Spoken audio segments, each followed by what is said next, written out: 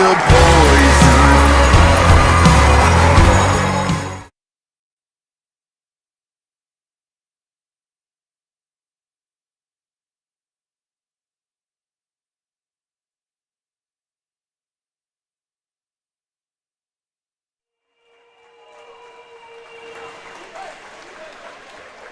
Good evening and welcome to your Ontario Junior Lacrosse League Game of the Week. Welcome to Tony Rose Arena and welcome to the playoffs. Game number 1 between the Toronto Beaches and the Orangeville Northmen. A matchup that perhaps some thought might happen later on in the season, but we're going to get perhaps 5 good games coming right out of the chute. My name is Matthew Carrick alongside Jonathan Donville. Good to have you back, partner, as this is a matchup that a lot of people are looking forward to for a lot of different reasons. A lot of words have been spilled about these two teams in the most recent days, Matty. We're going to pack a bunch of people in this building tonight. We're going to play 5 games, and we're going to see who comes out on top. I believe that this is the best junior lacrosse development league in the world, and I think we're going to see 5 outstanding games of lacrosse here. Donnie predicting a full 5-gamer, huh? Right out of the chute. One of 3 games to kick off the playoffs here this evening. If you need any introduction to these logos and jerseys, you probably haven't been paying attention, but the Northmen will wear white and gray and black. They'll go left to right, away from Connor O'Toole making his playoff debut in his grad season. What a way to do it in his first start. Thomas Kajzik, 2 of the best goaltenders in the league, going head-to-head, 2 of the top teams as well, as Wojnarski wins this face-off back to Willem Firth, his captain. Yeah, 2 wrinkles there, Matty. I don't think we've seen AJ Nikolic taking the faceoffs for Beaches. He'll play out the front door for Beaches. A Cornell guy will reference that throughout the playoffs. And Willem Firth also on the ball team as a set play here for Firth. Now it's Firth right in tight. Didn't work out into a shot as the rebound rolls to Cole Teeple. 30 seconds gone already. Our first Cornell reference out of the way. If you didn't think Jonathan Donville was truly back, here's Aiden Long getting pushed outside of the crease. Back to Liam Matthews. He'll go cross floor to the regular season scoring champion, Joey Spallina.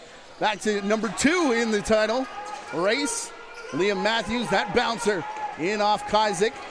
And will be played back and ran down by Will Sheehan, who's been out for the entire full minute here. By the way, your officiating crew, John Vandergeest and Josh Hiltz and Chris Williams. Here's the big man, Matt Collison from the outside.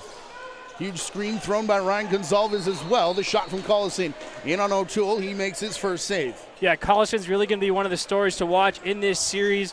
College lacrosse fans are familiar with his game off the big season at Johns Hopkins. He's massive. One of the biggest dynamic offensive players I can remember as Spallina gets a good look. Speaking of great college players, how about what he's done over the past 2 seasons here in Ontario? Keep it rolling, Joey Spallina. Joey Spallina out of Syracuse University and Long Island gets the scoring here. He finished officially, Matty, as the leading scorer in the OJLL. Obviously, some complications there with Willem Firth and the stats adjustments. Bit of a vacate here play for the Northmen.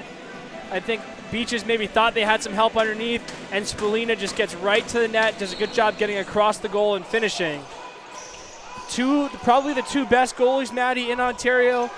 Whoever can create those grade A chances and avoid the outside shots is really going to have a leg up in this game. Goaltending, really the story here in this league, is there's a couple others who may disagree with you there. Not me, perhaps. I think Kajzik is going to win this top goaltending battle for the season, but think of some others. Here's Trey Deer on the run. Great offensive player in his own right. As he shot on Kajzik. Rebound comes back out and gets picked, and look out here. Number of fakes and tricks from Deer, and Kajzik will stand tall. A little bit of a frantic start here, Matty. You could kind of feel it in the building. Bit of an aura around this game. Obviously lots of anticipation. Both teams kind of trying to settle in here, but really good pace so far. Greg Palmer over the top. He'll wait for Sheehan off the bench. Back for Palmer, skip shot. And O'Toole makes the save, gets up, and immediately looks down floor. The word that Riley O'Connor used as we get this shot from Teeple that goes in. We'll get back to that in a flash, but it's already in a flash, 2-0. This is a dream start for the Northmen here. Credit to Donnie Scott on this play and to Spalina. They both go seal their men. You can see they're not even looking at the ball. It's 3 righties on the break. So heads up play, realizing that the seal was the better option by both Scott and Spalina. Teeple steps in, ropes one to the bottom left corner, and then lets his defender know about it. No surprise to see a little bit of animosity going early, Maddie. I think we all expect this to be a contentious series. Riley O'Connor's told me a couple times throughout the season that this has been not so much physically exhausting, but just emotionally. Everything that Beaches have gone through with a number of different appeals as that process has finally played itself out. The word he used today was re-energized, refocused. It's brand new for the Beaches. However, down 2-0 here, 3 minutes into period number 1. Far side, Collison walks through that shot just wide, goes back into the stick of Jaden Siapara. Has Dante Bowen with him. Back to the trailer. Cam Sanderson got hit by a couple different players at the same time as the ball bounces to David Peterkin. From the outside, it's another interception from Siapara twice on the same shift. The Beaches captain, the Hornheads captain will head off. Meanwhile, Bowie Horseman running down floor, also his first playoff appearance. Same with Dante Bowen. The 3 who came over in that big trade deadline day trade. Here's Liam Matthews. 5 to shoot. He'll go to Spalina. No shot there. Deer can't pick up cleanly. Horseman from way outside. Bowie Horseman actually in 2 overtime games down the stretch was the overtime hero. One of those just a couple weeks ago when we covered the game at Ted Reeve Arena between these two teams. Yeah, impressive play there, by the way. Spalina ended up catching that thing lefty. Just flipped over to his left side. An example of the American influence in the box game. And by the way, worth mentioning, Firth and Spalina so far, Maddie, they're taking extra shots on every possession. It's a sign of respect at this level that great players have to go through in the playoffs. It's been that way forever. They have to manage the emotions of just taking those extra shots on every possession. You're going to get a cross-check every time you go by the bench. You got to manage it. You got to try to do what you can to protect yourself, and you got to try to play through it. But Spalina and Firth have been getting it so far. And as we said off the top, a veteran officiating crew that are going to allow the defenses to play through that type of contact. Here's Wynarski again. Ooh, drilled right in front of center. That ball has 8 to cross, and the hit from Deer means that'll be an 8-second violation. Can he come back the other way? Stepped in the crease. Deer trying for the super mega Happy Meal and comes up just a toy shy. I was going to say, that was about to be the Happy Meal of the century there. Steps in the crease. That's a play we've seen Beaches be good on with the turnovers in the backcourt. Orangeville gets him there. Pass comes up to Nate Ruff. Last year was a finalist for Transition Player of the Year. As the ball does go to the far side to Spalina. The lone Spalina in the game tonight. No Jake, along with a few others, including both Jennings, Cohen, and Guerin. No Zach Poirier, no Graydon Stokes for the Northmen. From the outside, Dylan Sanderson, who will probably be in the conversation for Rookie of the Year once the awards get handed out. Long shot there. Kaizik will make the save. That's a good possession, though, by Beaches. A couple stacking, a couple good defensive possessions, settling in just a little bit back there. By the way, no Owen Vivian, Justin Gonzalez, Chase Smith, Liam Bucknell. Number of players, including Nikolic, like you said, slotting back into this lineup for the Beaches, who have been out for a couple games. Will Sheehan pushing this one down towards the corner. Peyton Booth back across floor. Firth faked low, went high. O'Toole with the save. And Elijah Edwards will pick up, and he'll run down the floor now. Yeah, it's a pretty good look for Firth. He does a lot out of that back pedal. Allows him to both hitch and take the middle and then slam the brakes and back pedal to shots. He's really effective in that kind of shot windup. Tyler Francis Renner chasing Spalina all the way back behind the Toronto net. All the way back through Sanderson. His shot over top of the crossbar hits the end boards and then the back of the net. 6 minutes gone here in the first period. Pair of early goals from Orangeville have them up 2-0 in this first of a potential 5 games. Dante Bowen handling Hunter Lubinecki. It bounced in and out of the stick of the former Excelsior. Now we got a couple Ball's down on the floor in front of that Orangeville bench. From long range, Collison sends one off the shoulder of O'Toole. Didn't seem like O'Toole saw that one all too well from Collison. The big man can really just get his stick so high up in the air. It comes from some non-conventional release points. We've seen him score from outside and inside all year long. Here's Trey Dare. He'll go through Sanderson. Back to Horseman. He likes the outside shot. Won't take it here. Gives to Liam Matthews instead. Deere sets the screen. Shot from Matthews off Kazik. Batted forward. I think the official's still saying no over and back as Eric McDonald now tries to chase down for the Beaches. That's a favorable call for the Northmen, I think.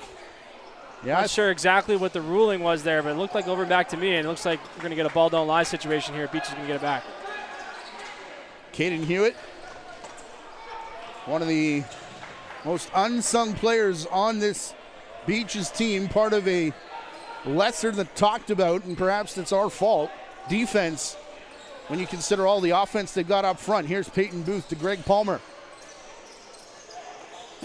He'll stop up before colliding there. Yeah, that Beaches defense does get David Peterkin back today, Maddie. He's a really good player. You see him approaching the ball. I don't think he's played in a couple weeks. I wondered if he was going to be back. One of the storylines, you talked about the mental refresh that Beaches had, but they've also had only 2 games in the last 2 weeks after a pretty crazy stretch there. So they're hoping some physical reset and some good health will do them well in this game. Trey Deere, far side. Dylan Sanderson shot through the check. I believe that was Peterkin. Kazik still made the save. 1:45 now away from the halfway mark of this first period, scheduled for 3:20s. From the outside, Will Sheehan. Him and Eric McDonald, trade deadline acquisitions of the Beaches from the Oakville Buzz. As was Brian Jackman, by the way. On Orangeville, player Rusty Kruger was very happy to get. Says, you know, he can score when he wants to, which he did a lot from Oakville, but he accepted the fact that he was going to come here and open space for other guys. Like perhaps this man right here, Liam Matthews. Player in the crease was Aiden Long, had to clear him out as the ball bounces down. Late hit over on the far side. A couple of players looked at the official, but should be looking at Owen Wills, who's bringing it up across center. He'll wait for Palmer. That shot hits off Cameron Pack, last year's trade deadline acquisition. That's Firth. There's Firth doing what he does on the forecheck here. Maddie, one thing I'm noticing, Orangeville's really trying to make it difficult for the Beaches lefties especially to touch the ball as Firth goes to the net. They're very, very spread. They're trying to make it hard to move the ball on the outside. So you see even chances like that where Firth can beat his man. It's almost like a field lacrosse defense where you're really trying to press out on the perimeter. Beaches has to attack one-on-one matchups and not settle, because if they can beat one guy, there's not a ton left to help. This is Jackman wearing 26. The hidden ball play with Spalina. It's in the stick of Deere now, though. 91, who turns back. May have eaten a high hit, but officials again say play through it. Spalina from outside, low shot, scores.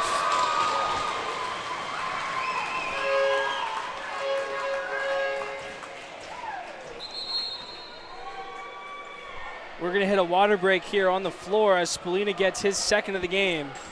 Sometimes you see this move referred to as the answer, where he's going to go down the alley and then just gets his hips back. The key is here he gets his right hip back, lets him get power on the shot, and he can really hose it. You see Deere coming over to congratulate him. Here's going to look at this near goal that was called a crease violation from earlier.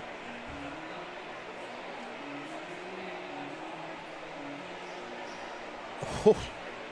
Remember, it's the feet here that has to cross through that cylinder, and referee Josh Hiltz right on the doorstep. I think that's a good call, right? By my understanding of the cylinder rule, that looks like a good call to me. I think so as well.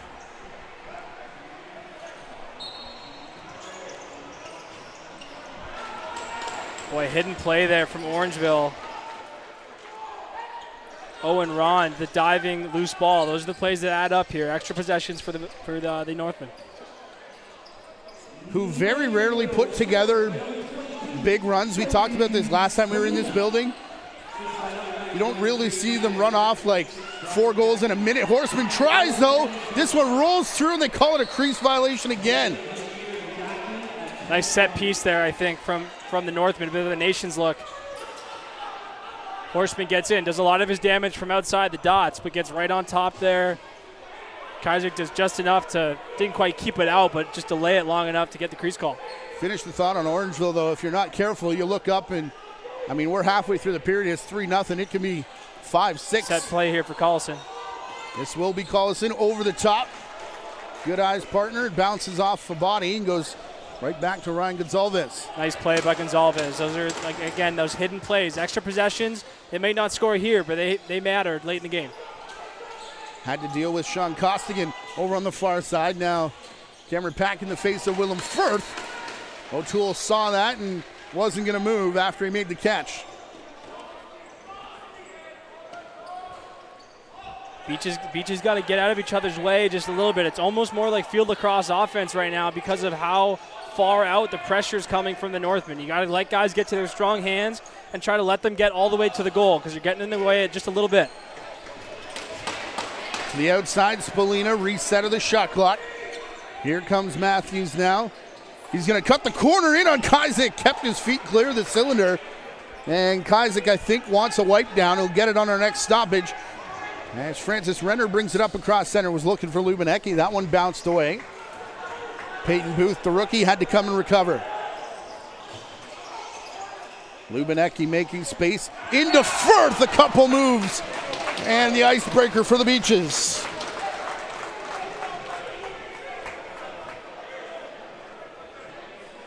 Beaches has had a lot of these kind of delayed cuts that I think have been open and they just missed some of them.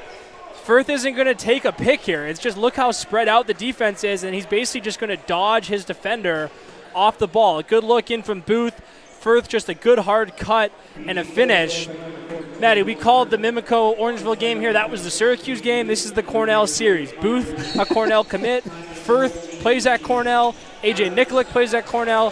Shaparek plays at Cornell. And Aiden Long going to Cornell hockey. We'll throw him into, obviously I'm a proud alum myself, but just want to mention we had the Cuse game. This is the Cornell series. Well, in that case, I'm even... And Bowie Horseman. I knew I was forgetting somebody. Bowie Horseman.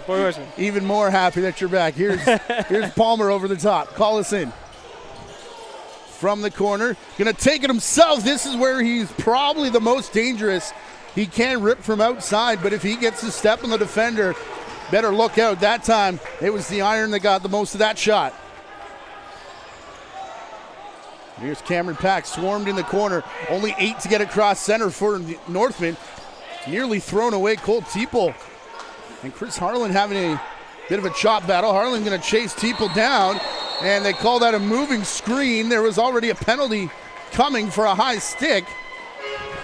Saw that one coming. Harlan chased him across half the rink there. I didn't catch what the penalty was, Maddie, but we'll see this Beaches power play go to work. In 8 regular season games that Will Sheehan, 8 regular season games with the Beaches, Sheehan has 8 power play goals. So he's done a lot of his damage on the power play, and he's really been one of their best options up there. Obviously, you have to watch the lefties. So watch 11 here being dangerous. Yeah, and you see Donnie Scott just jumps him from the low spot. Just a great play there by 23. Well, you called it right away, and so did Andrew Suter and Phil Sanderson over on that bench. Aiden Long, he can do damage in transition. Elects to pull out this time and go to Spolina. Now, you got to be careful. Sorry to cut you off there, Matty, but you got to be careful jumping up from the low man. That's the kind of thing you could probably get away with once, but if Sheehan can read that and dump it down to Palmer, they're wide open. So we'll see if Orangeville tries to stay that aggressive style. If you want to slide up like that, then you have to roll into some sort of a diamond or something else, because it's a risky play, but a great read there by Scott on the first one. I promise anything you have to say is going to be way more insightful than whatever I was going on about. So interrupt any time, my friend. I'll be happy to prove you wrong, man. Power play nearly half gone. The first one of the game on the side of the Beaches. As Firth gives to Sheehan. That low shot, I believe, hit the foot of Elijah Edwards. Goes into the corner where Bowen will pick up. Dante Bowen coming out, double team, Collison and Palmer. And Edwards will get the pass across center. Good eat by Edwards, Matty. Don't rub it. To Sanderson. How about some penalty kill music by the DJ? Bouncer playing winter lacrosse there for a second. Comes across to Sean Costigan. Williams back to Dylan Sanderson. Double team will chase him towards the corner. Only 3 to shoot. Breaks free. Cuts back. Oh, Kazik with a great save. What a save that was, and what a play by Sanderson. Yes. Told you the rookie was good this year.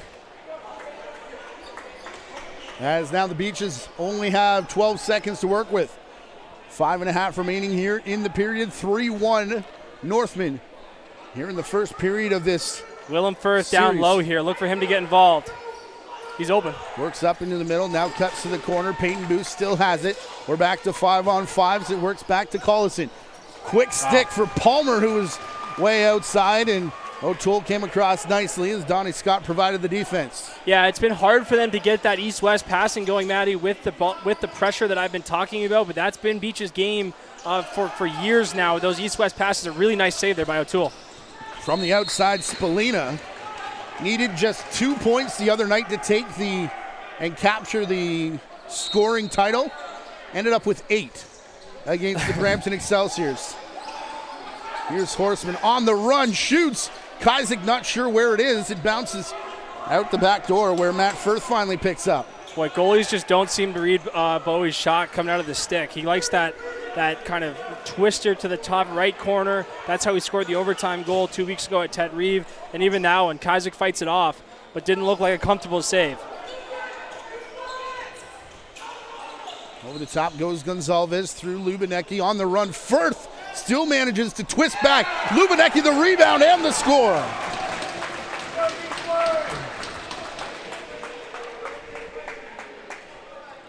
Want to give Lubinecki his props here on a nice finish, but this one is going to start with Firth again. You're going to see him kind of rub the up pick just a little bit right here, and then just a good hard cut, and they started throwing those in. That's how they scored the last one. He goes for the twister, hits the pipe. Lubinecki finishes it off. But they're hitting those up picks and those slip seals on the backside, and they're just throwing them in. And it's better to throw it in and hope he catches it than to shoot from the outside sometimes.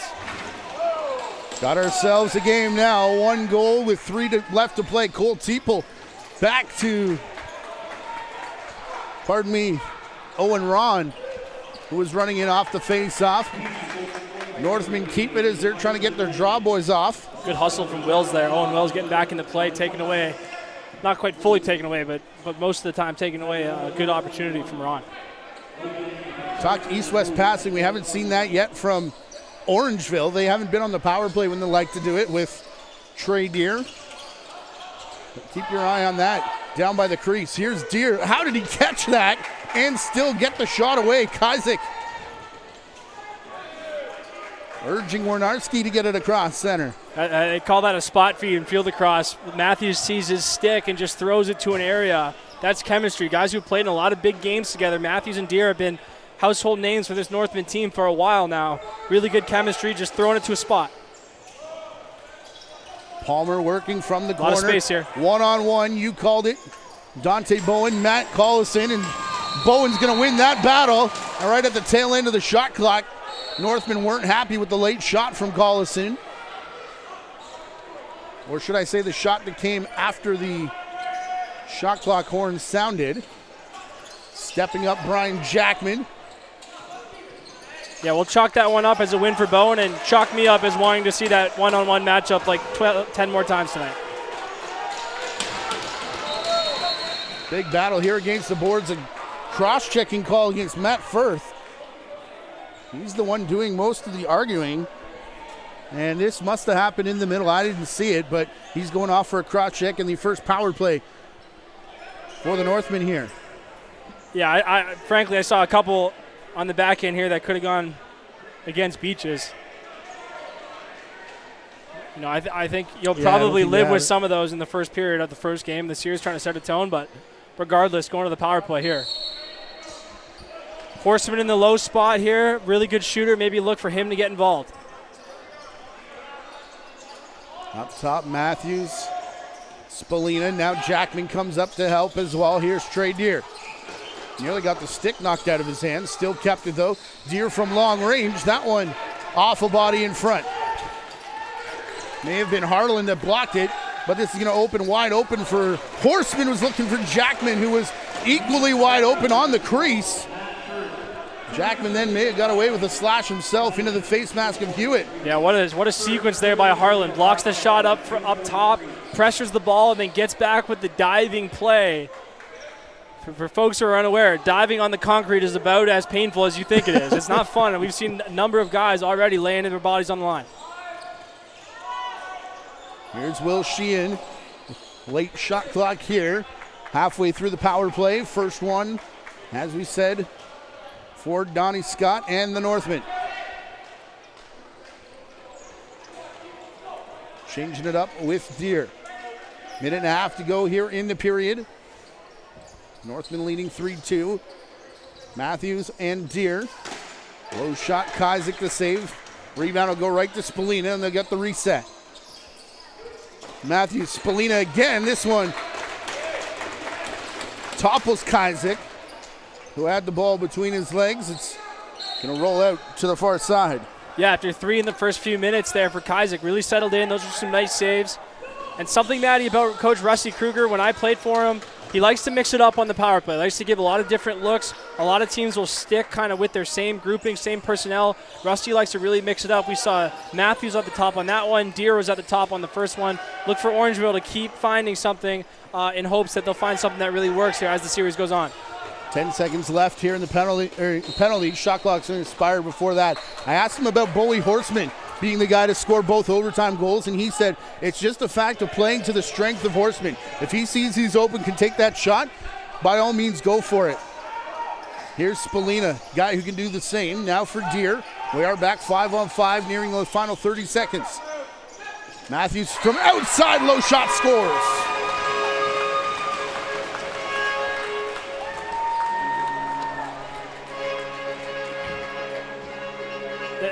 Matthews had great jump here throughout the first period. I think he's been really impressive for Orangeville. He's really at his best, Maddie, when he's getting underneath hard. Really running hard underneath, and what that does is on plays like this, Petterkin has to step back because he's worried about getting beat underneath. That creates some gap, and Matthews could just shoot it through a screen there. He loves that low underhand release. Finds a good spot through the 5-hole there, but that's set up by his dynamic ability to get to the net, which he's already shown, but great jam for number 7 throughout this first period.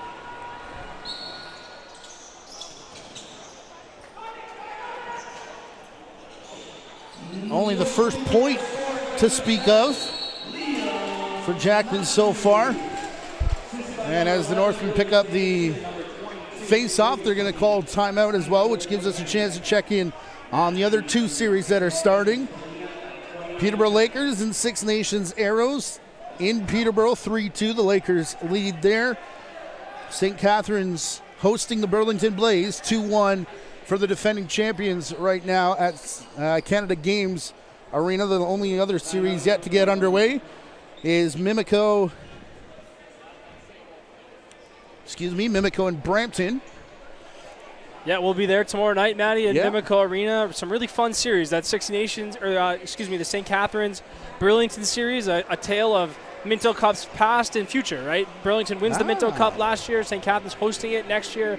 2 teams with, Burlington with a couple 5th years hauled over from that team. Guys like Will McLeod, Alex Marnier, who've scored a lot of goals, won a lot of big games, and then St. Catharines looking to take that next step towards next year. And then really the surprise of the year, Maddie, outside of these 2 teams has been Peterborough. They were a really strong late run all the way up to 2nd place. That's going to be a fun series against Six Nations, who's had their backs against the wall a number of times. 4 overtime wins for that Six Nations team. Extra attackers set here for Orangeville. A lot of movement in front of the net so far, but yet no play. Here it comes now as it works up top for Horseman. No look back to Matthews. Tons of floor to work with. The shot saved by Kazik as we get a jousting battle over on the far side with Spalina. Can't see who he's got, but Owen Wills comes in to play peacemaker. Saw Eric McDonald drop the mitts in Mimico in the Crombie Cup battle we had, and now Trey Deer tied up with, I think he might have Chris Harlan. I mentioned it at the start of the show, Maddie.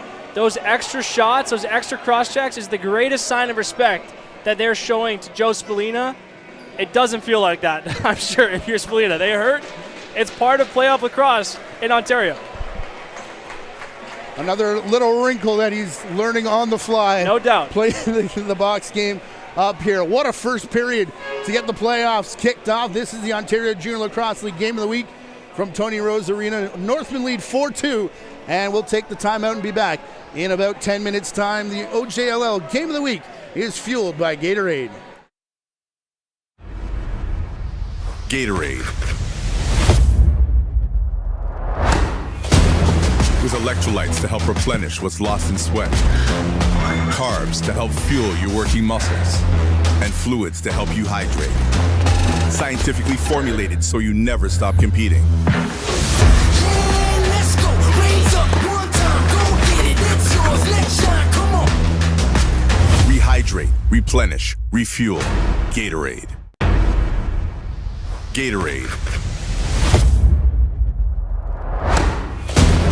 With electrolytes to help replenish what's lost in sweat, carbs to help fuel your working muscles, and fluids to help you hydrate. Scientifically formulated so you never stop competing. Let's go, raise up one time, go get it, it's yours, let's shine, come on. Rehydrate, replenish, refuel. Gatorade.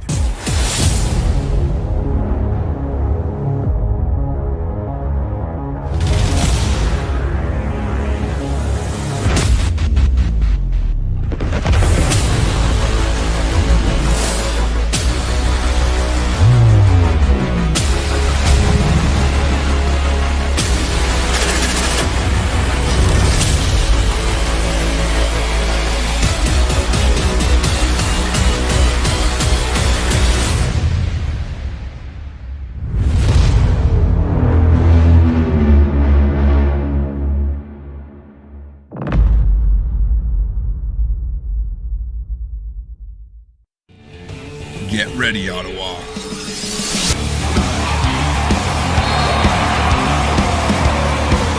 Box lacrosse is returning to its Canadian roots and giving the nation's capital the team they deserve.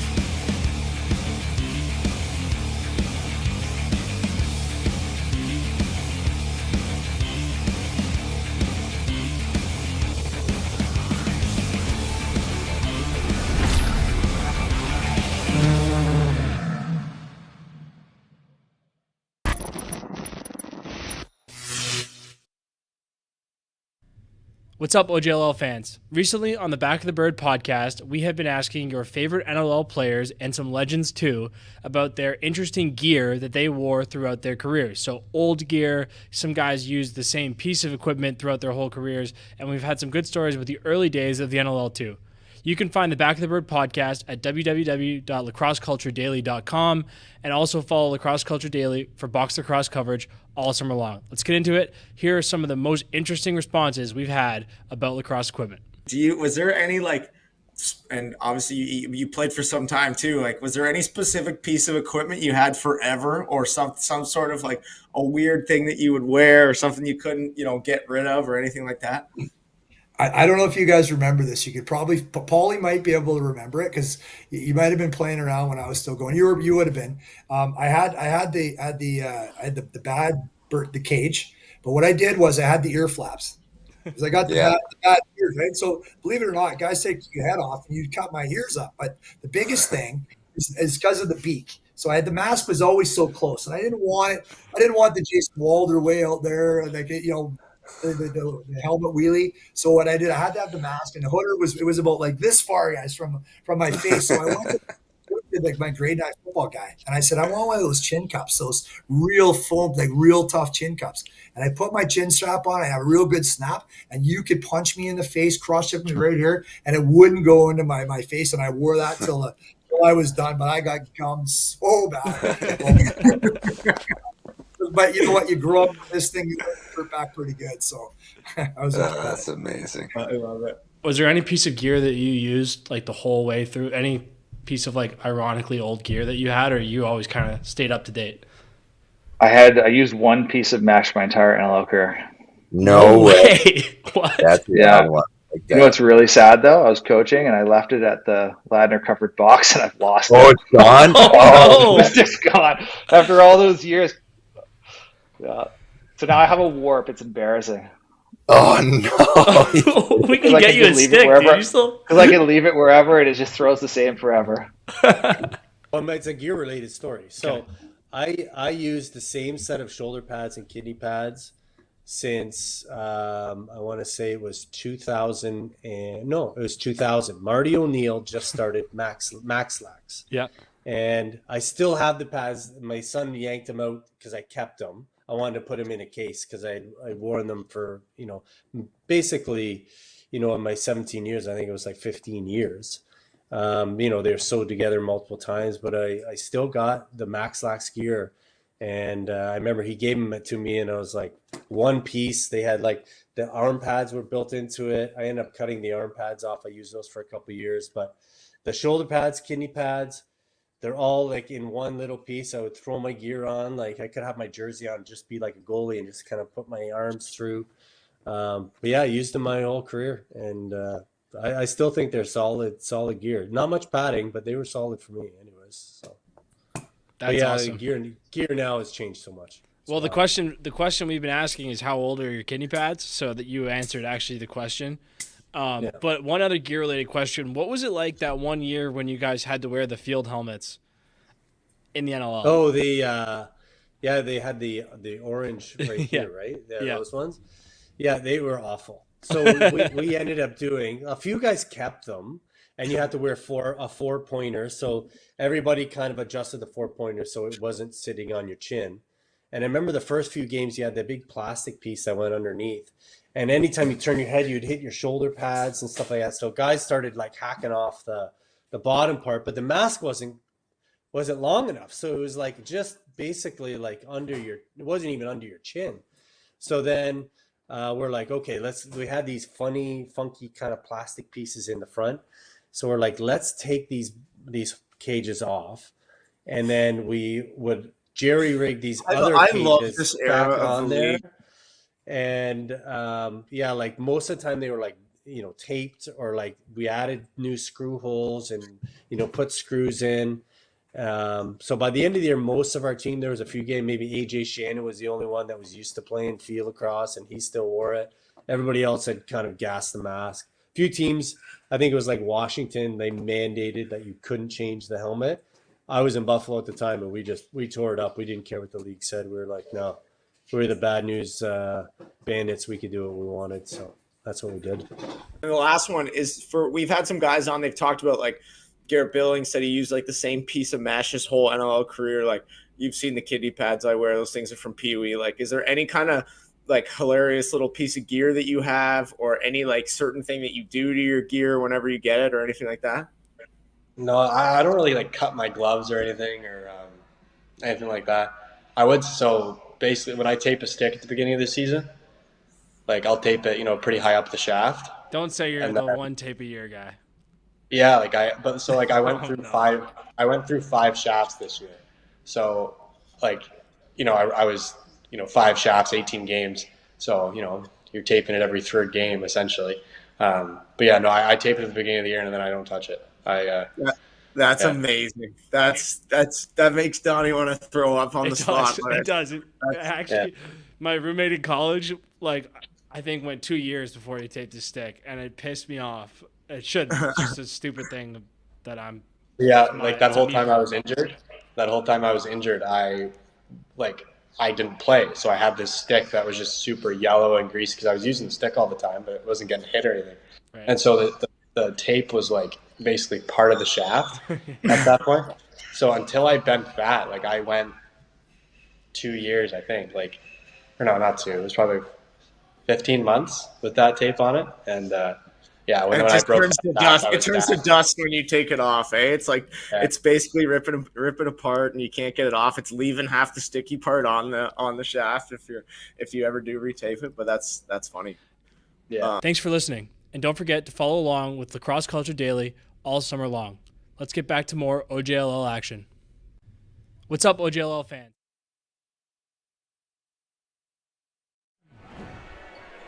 Back live inside Tony Rose Arena, 4-2 for the Northmen after the first period in game number 1 here of this first round playoff matchup between these two teams, the Northmen and the Beaches. Still 3-2, Peterborough over Six Nations. And then 2-1 Burlington over St. Catharines as well. The other series, Brampton and Mimico, get started at Mimico Arena tomorrow night. Our crew will be there to get that one underway. Be sure you're subscribed here on YouTube, where you won't miss any of the action here throughout the playoffs. A few clips from Back of the Bird, which you can catch on the Lacrosse Culture Daily with yours truly, Jonathan Donville, Dan Lomas, Paul Dawson. I knew I would get there eventually. Crew. By the way, that's who those guys are. Whoever commented and asked what was happening there at intermission. Teams will switch sides, which means Beaches will go left to right away from Thomas Kazik here in period number 2 as Firth takes the shot. Early high save off the shoulder for Connor O'Toole, who I believe is still wearing the Vancouver Warriors mask. Wondering if they were going to get a Northman special, but I thought about that driving up today. I was wondering if we were going to see a nice Northman paint job. Several offensive players stuck back here. We've got Collison and Palmer stuck for the Beaches. We'll see if they can take advantage, and if not, look for these guys to fly up the floor. Spalina sets up, turns and spins. He had 3 points off the 4 goals in that first period, including scoring 2 himself. Willem Firth 1-1, Peyton Booth a pair of assists, Hunter Lubinecki 1-1. 3 players combining for both goals for the Beaches. Ryan Gonsalves gets it back far side. Peyton Booth wants the twister. And Connor O'Toole not going to oblige. O'Toole's been sharp here. The rebound goal was the second goal, and then Firth right in tight on the first one. But other than that, he's looked really comfortable in there. Has been really sharp as Bowen now going to play some offense. He really took a turn, I think O'Toole did, about halfway through last season as Matthews turns and fires. But played great for Brampton this season. It was kind of surprising to see his father trade him away. Head coach, I think officially Chris Lowe, the general manager, but here's Collison in the corner. Spalina stuck now, not to keep repeating myself here, but a lot of O guys getting stuck. Off the bench, had to deal with Sheehan, who jumped past Spalina and then took the shot on O'Toole, which I was glad to see after talking him up. Commentator curse not coming into play that time. Yeah, that's good recognition by Beaches, though. Get Spalina covering the last guy. Sheehan goes right at him, doesn't settle with it, knows he's got no guy back there, tries to get to the net. Spalina trying to find Teeple all alone as Collison was caught out on defense. Yeah, we're seeing it pretty much every shift right now as these teams really want to get up in the offense and play as Palmer buries his guy behind the play. And Collison's going to have to go back again. So basically a minute and a half here for Matt Collison as he lays the body on Matthews, who gets drilled coming across the crease by Kazik. And is Matthews hurt at the bottom of the pile? I'm not sure what the call is going to be here. I thought if there was a call here, it would be against Orangeville. It seemed like Matthews went in on his own power here. Maybe I got to see the replay again. Unless they're calling Collison from behind. No one going to the box. They just want the... But it seems like it looks like it's going to stay with Orangeville here. Worth mentioning, Maddie, we have seen Kazik. He has been known to throw out an arm or leg there. Did cause a bit of a ruckus in that Mimico game that you called last week. If you go running through the crease, you got to keep your head on a swivel. He gets animated in that crease as well. There's been a few times where he'll make a big save, and you can see him trying to pump up the transition as the ball is ran away from the scene. Really turns cheerleader quickly after making a save. Deer wanted to cut through. He's got to clear out of the crease now. Look out for McDonald here. McDonald 5 in blue is looking to go every time. Bounces back to his former teammate Brian Jackman, though. Jackman with a strip. He had 2 assists in that first period. Loose ball got away. Horseman picked it up and then paid for it, as he's still getting a couple cross checks up at the top of the set here. And Dylan Sanderson picked it up in behind Cam. Boy, nice play to get out of the double there. After the Kaisick save, here's Horseman from long range off the end boards. Jackman picks up and scores.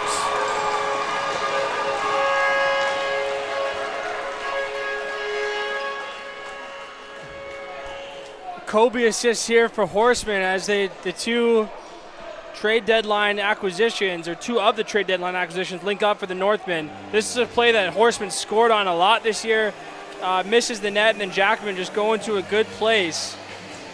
Hockey and lacrosse, not all that different, Matty. You go to the front of the net, good things tend to happen. Jackman picks it up and pots it. You know, I say this all the time, Matty, but the next one feels big here. 3-goal lead. If you get it to 4 or 5, you know, starts to get tough, especially with how good this defense has looked for Orangeville. But we've seen Beaches go on runs. They went on a big run in that OT game we called just a few weeks ago, but the next one feels really big here. Owen Wills trying to put it on the side of the Beaches as Sheehan keeps passing it around the horn. Righty strong here as they come to Gonzalez. Firth taken down right in front of the crease. Dante Bowen over to stand over his prey. Will Sheehan, a long way from home, tried to shovel it towards O'Toole to beat the shot clock. Palmer then does. Pair of threes meet there in the corner. Palmer for the Beaches. Dante Bowen for the Northmen.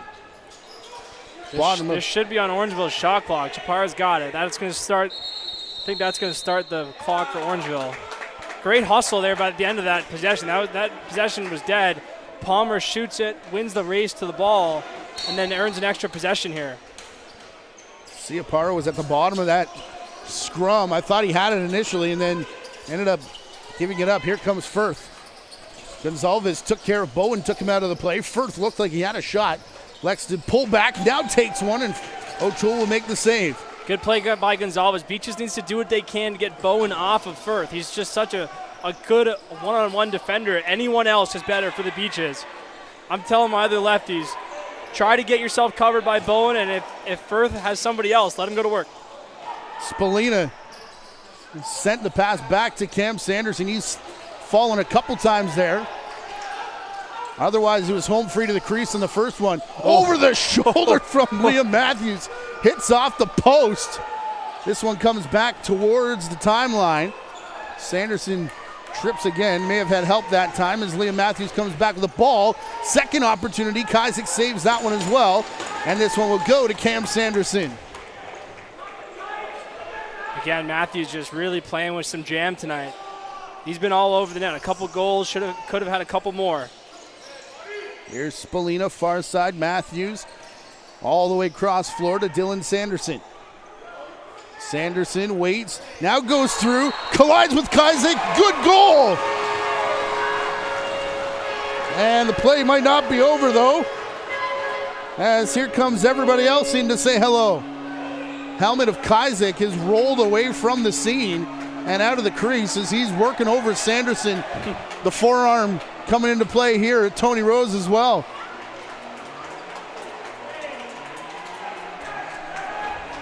Sanderson's got no cage on his bucket. Fire trying to get the crowd fired up here. This is what we thought we were going to see in this series, Matty. It did take about 25 minutes here, and it's heating up.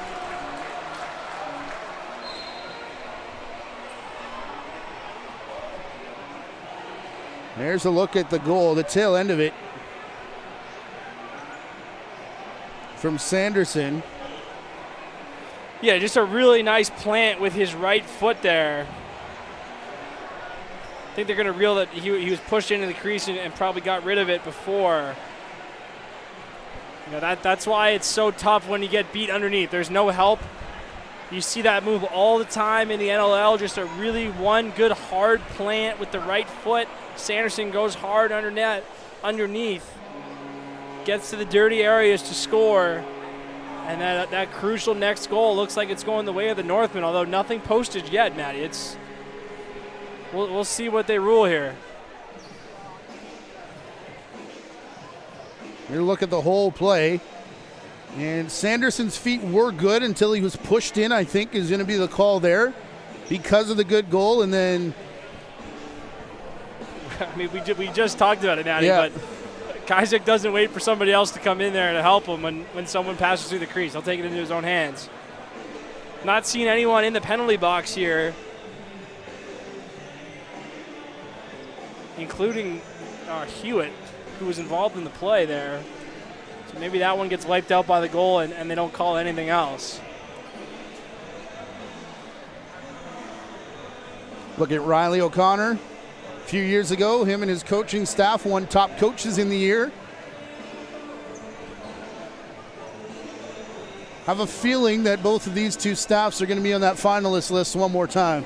Yeah, just so much NLL talent on these rosters, right? Riley O'Connor's still playing, Luke Magnon's still playing, and then for Orangeville, guys like Rusty Kruger, Phil Sanderson, Andrew Shooter, true legends of the game, and certainly legends of Junior A as well. I came here, I watched guys like Andrew Shooter play, I watched those really good teams with Riley O'Connor play and Whitby, some legends of this game and guys who have been at this stage.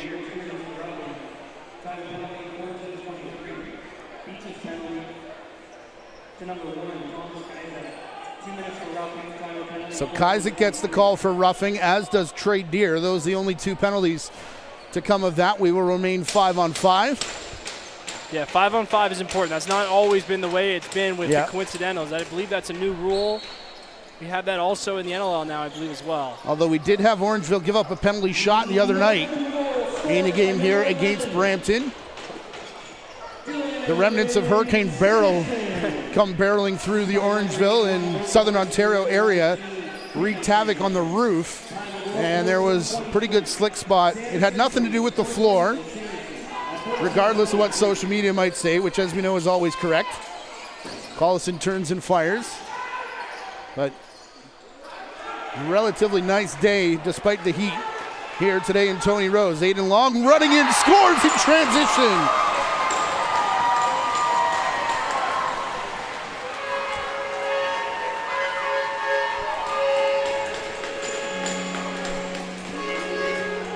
For my money, Maddie, Aiden Long's been the best transition player in the OJLL this year. 11 games, 13 goals, 4 assists, but the 13 goals in 11 games for a defender is a lot.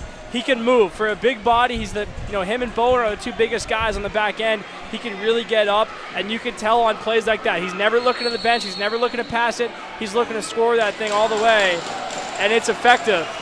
Probably one there where Beaches wants to just chuck it on net or chuck it in the corner there. A late turnover gives Orangeville the break here, 7-2, and we're going to get a timeout by Beaches. Just try to reset here.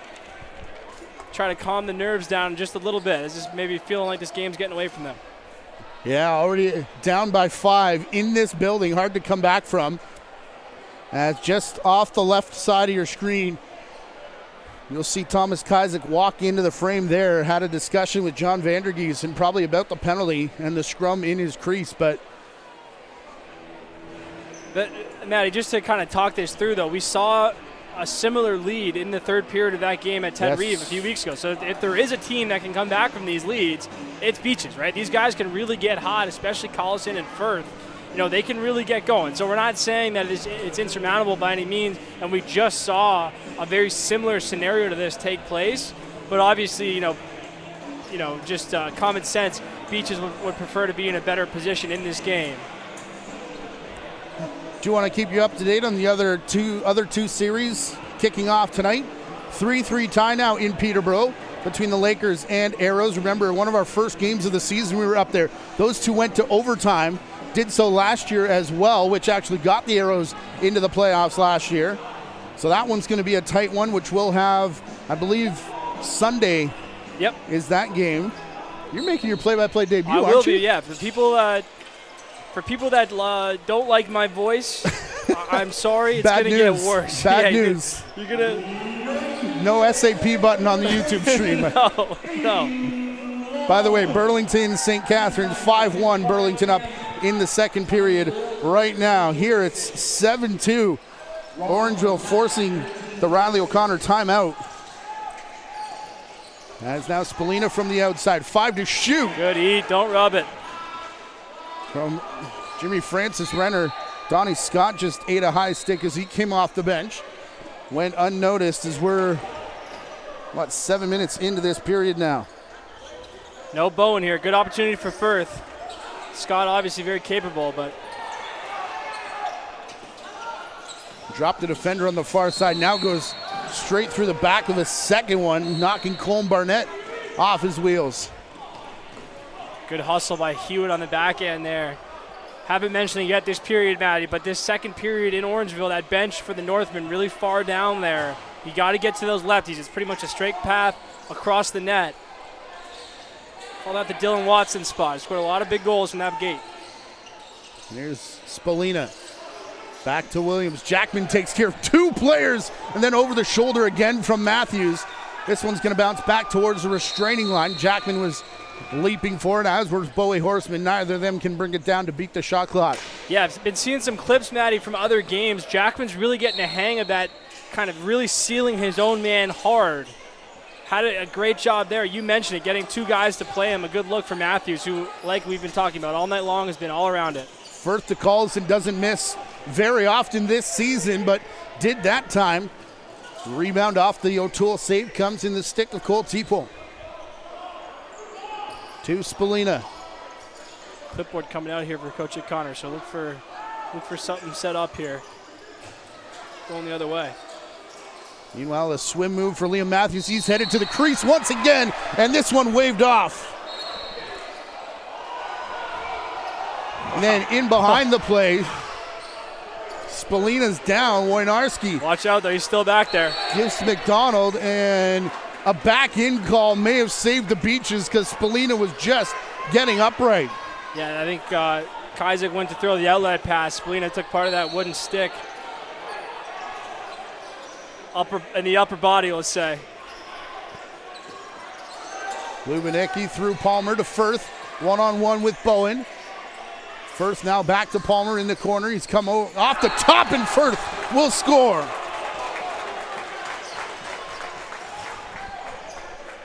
Huge goal here from Firth. I think first we're going to see the crease call. Back the other way, the one that was waved off. Yeah, like I've been talking about, Matthews is so good at getting underneath. He's so explosive right here. Just seals off McPherson. I mean, without slower motion, it's so tough, Matty, to tell on those. And then Orangeville gets Dylan Sanderson stuck, and then Firth just steps in and just ropes this one. I mean, that's a sick shot. You see him fired up, getting the bench going.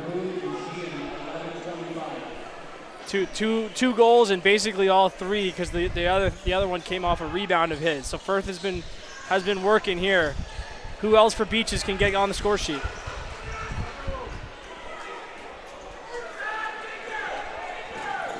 Wojnarski trying to do that in transition. Ended up pancaked into the board. Spalina back out there. He'll pick up this ball that rolls back over center. I think if you're Beaches, you'll take that. It's a pretty good looking transition. Good shots have been hard to come by. I think you're probably good with that one. From the outside, Matthews rebound. Deer fakes high, goes low. Kaizek saves both of them. And again, cheering on his mates. Gives a little word to Spalina as he runs by. Yeah, there's chatter after every possession back there right now. Back to Wills facing the double team in behind the net. Dylan Sanderson and Jaden Siapara. And they're going to say that Wills trapped it. Quick whistle on Wills there. Yeah. 22 seconds away from the midway point. 7-3 Orangeville. Must be reading those comments about how they were going to go home in 3 straight games. A lot of that chatter. And Matthews gets knocked over. Jackman to the crease. Kaizek down and out. Where's the ball? In the stick of the Beaches, headed back down floor. McDonald could score these. Look out. You got to get to him. With Horseman trailing, may have disrupted that one just enough as it flew in on O'Toole. Yeah, good hustle. McDonald still tied up with Elijah Edwards behind the play. Meanwhile, Teeple brings it in as everybody gets to their respective benches. Peterkin and Spalina just collided. Now Bucknell comes to knock the Syracuse man down. On the run, Matthews, that shot off Harlan. Bounces back to Beaches again, and they're off in transition. On the run, David Peterkin. Shot goes wide. Bucknell saves the over and back. Played here to Peyton Booth. Was looking for Sheehan. Had a man headed to the bench as well. It kind of split both. Good look by Peterkin there. We mentioned him. I believe his first game back in a while here. Really good player, and that was a good look. And Beach is starting to get their transition game going. That's the way they've killed a lot of teams. Just got to be careful against an Orangeville team that can also run. Kind of playing in the hands of both teams just a little bit.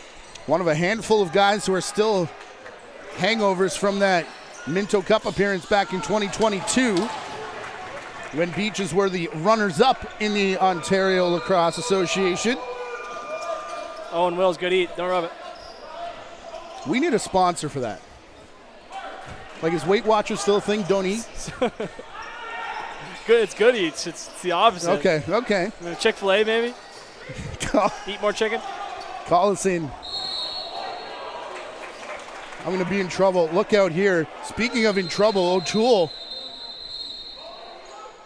What happened there? He's dropped the mask. Looked like he pointed perhaps to his knee. So he's reaching up top now, Matty. Yeah. No Mary Leland set, by the way, for Orangeville tonight either, the longtime trainer. Just getting his buddy Dante Bone to do it instead. Hope he's okay here, obviously. Kind of a weird one, like you said, Matty. Pretty good take on this play by Collison. Oh, no, can't see. I think it was off the shot before that. He just... Oh, we got the floor wiping crew coming down here. Combined 12 years, Matty, maybe? Yeah. Here's the take by Collison. This is what you want to see if you're Beaches. Tucking it and going. As soon as he goes to the net, no one can stop him.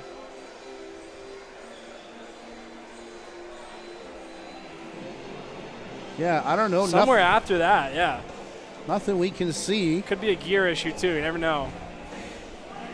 But there's the perhaps bad news if you're a Orangeville fan, although... I think our fans are going to get a view of the wipe crew right there. Boys getting it done.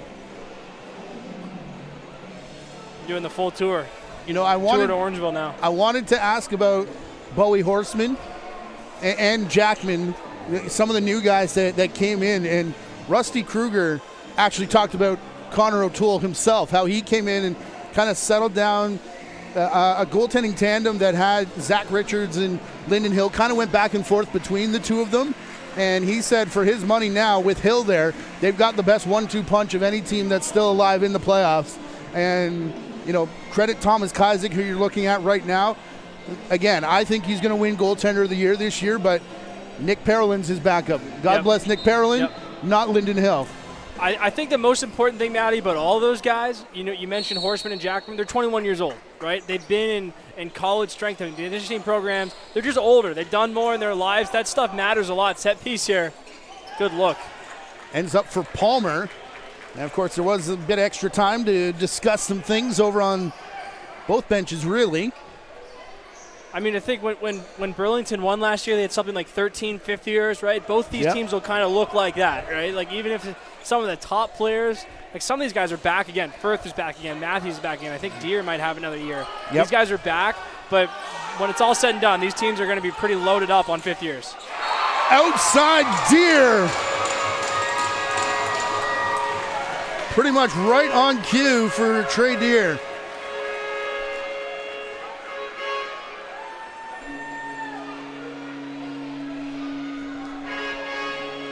Just a good shot for Deere here. He's got an ability to fool goalies by just with his wrists at the last second. Hard to exactly tell from our angle here. But he gets it way up in the air and then just hammers it home. McDonald sitting back just a little bit. Yeah, Kazik just didn't read it coming out of the stick. And that's a big one after the juice goal from Firth. Orangeville answers right back, but here comes Firth on the break. Well defended there by Donnie Scott. Donnie Scott's a really good player. Yeah, Warnarski went to throw the screen, and Scott actually made him force the screen into the shooter. Just a nifty, nice little play as this low shot comes across from Firth. Off the right arm of O'Toole. Teeple misplayed it down below by the boards, and it's run into by Sheehan now. Good play by Sheehan, earning an extra possession here. Northmen saying Beaches had too many guys out on the floor momentarily. Play allowed to continue. Here's Collison, works through a screen. Now back again, out to the crease. His twist shot, he ran through it and then touched it. So possession here back to the Northmen.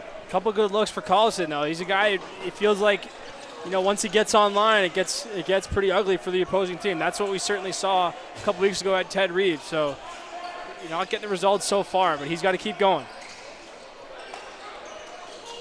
Here's Matthews, has a man all alone. It's Horseman who shovels it back towards Kazik, then gets dumped into the crease. Kazik, a little shovel pass of his own to bring it up the near side to Bucknell. Trying to remember if Collison played in that game here in this building. It was one of the ones taken away from the Beaches due to illegal players. Good look for Firth here. But it was all Beaches that night. Here it is, Firth, the sidearm shot. Past Owen Ron, and somehow O'Toole saw it at the last second and went to his left nicely. Ron gives to Sanderson off the bench. Now out of the corner, Bowie Horseman. Here to Spalina. That shot bounced wide. What a pass from Cam Sanderson. Back to Spalina, they score.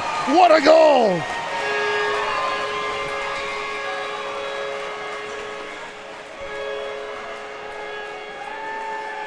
You mentioned it, partner. What a play by Cam Sanderson. Sweeney takes the first one, then in one motion, he's going to pick it up. Little flip pass behind his back, and then a short side shot. Our viewers have a nice look at that one. Right above the pad, below the hand. That's where coaches tell you to shoot. And the Northmen are starting to pull away. Yeah, I wonder if Kaiser gets a breather here in a little bit. I don't know if any of those are really his fault, but just a couple going in a row here. And now Beaches needs one. And 5.5 left to go. It almost feels like Riley O'Connor, that's the last move that he can make. He's already called the timeout. He's gone to the chalkboard. Just trying to escape this second period, which historically has been the one in this barn for the Northmen. Sheehan draws a penalty, backing his way into pressure. It bounces to the Northmen. It'll be a cross-check against Aiden Long. Yeah, that's a good bounce for Beaches, right? Good way to get back in the game is the power play. We've seen that time and time again in the game of box lacrosse. As Long's going to go off here. Doesn't like the call. Just the third power play of the game. Second one for the Beaches. No extra man goals yet so far. 5 minutes to go. 9-3 for the Northmen. Here's Firth.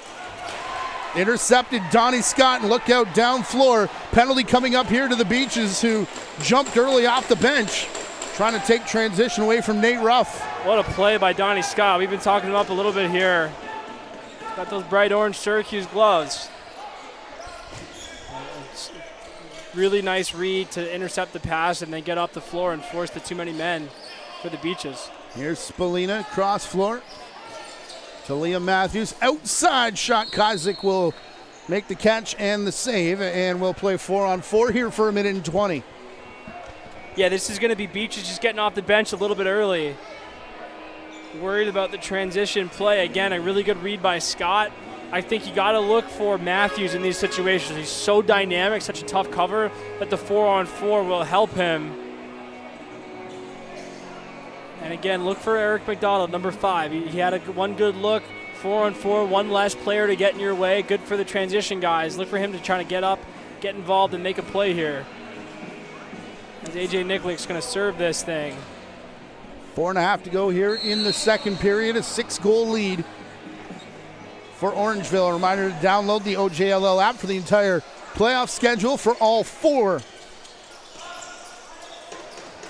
matchups here in the first round. First of 3 rounds. First round is a best of 5. Teeple across to Matthews. Dealing with Owen Wills. Nice little stick check there just before Matthews hit the crease. Wills back on him all the way to the outside. He'll shovel the backhand towards the net, but wide of the mark. And we get the shot clock violation. Good possession by Wills there. Matthews gave it a go. Wills stuffed him underneath and then contested the shot up top. That's a good possession by 91 here.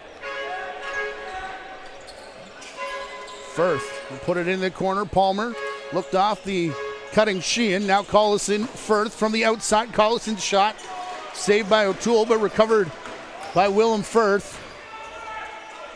Palmer, Sheehan, Collison, and Firth. That's an all-star lineup right there, and they can do things just like that.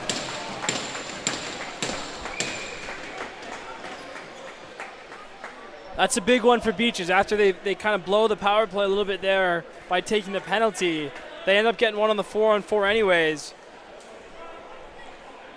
A really good seal there by Greg Palmer, number 3. Gets his own man, allows Sheehan to come over the top, and how often have we seen that underhand worm burner release from Sheehan?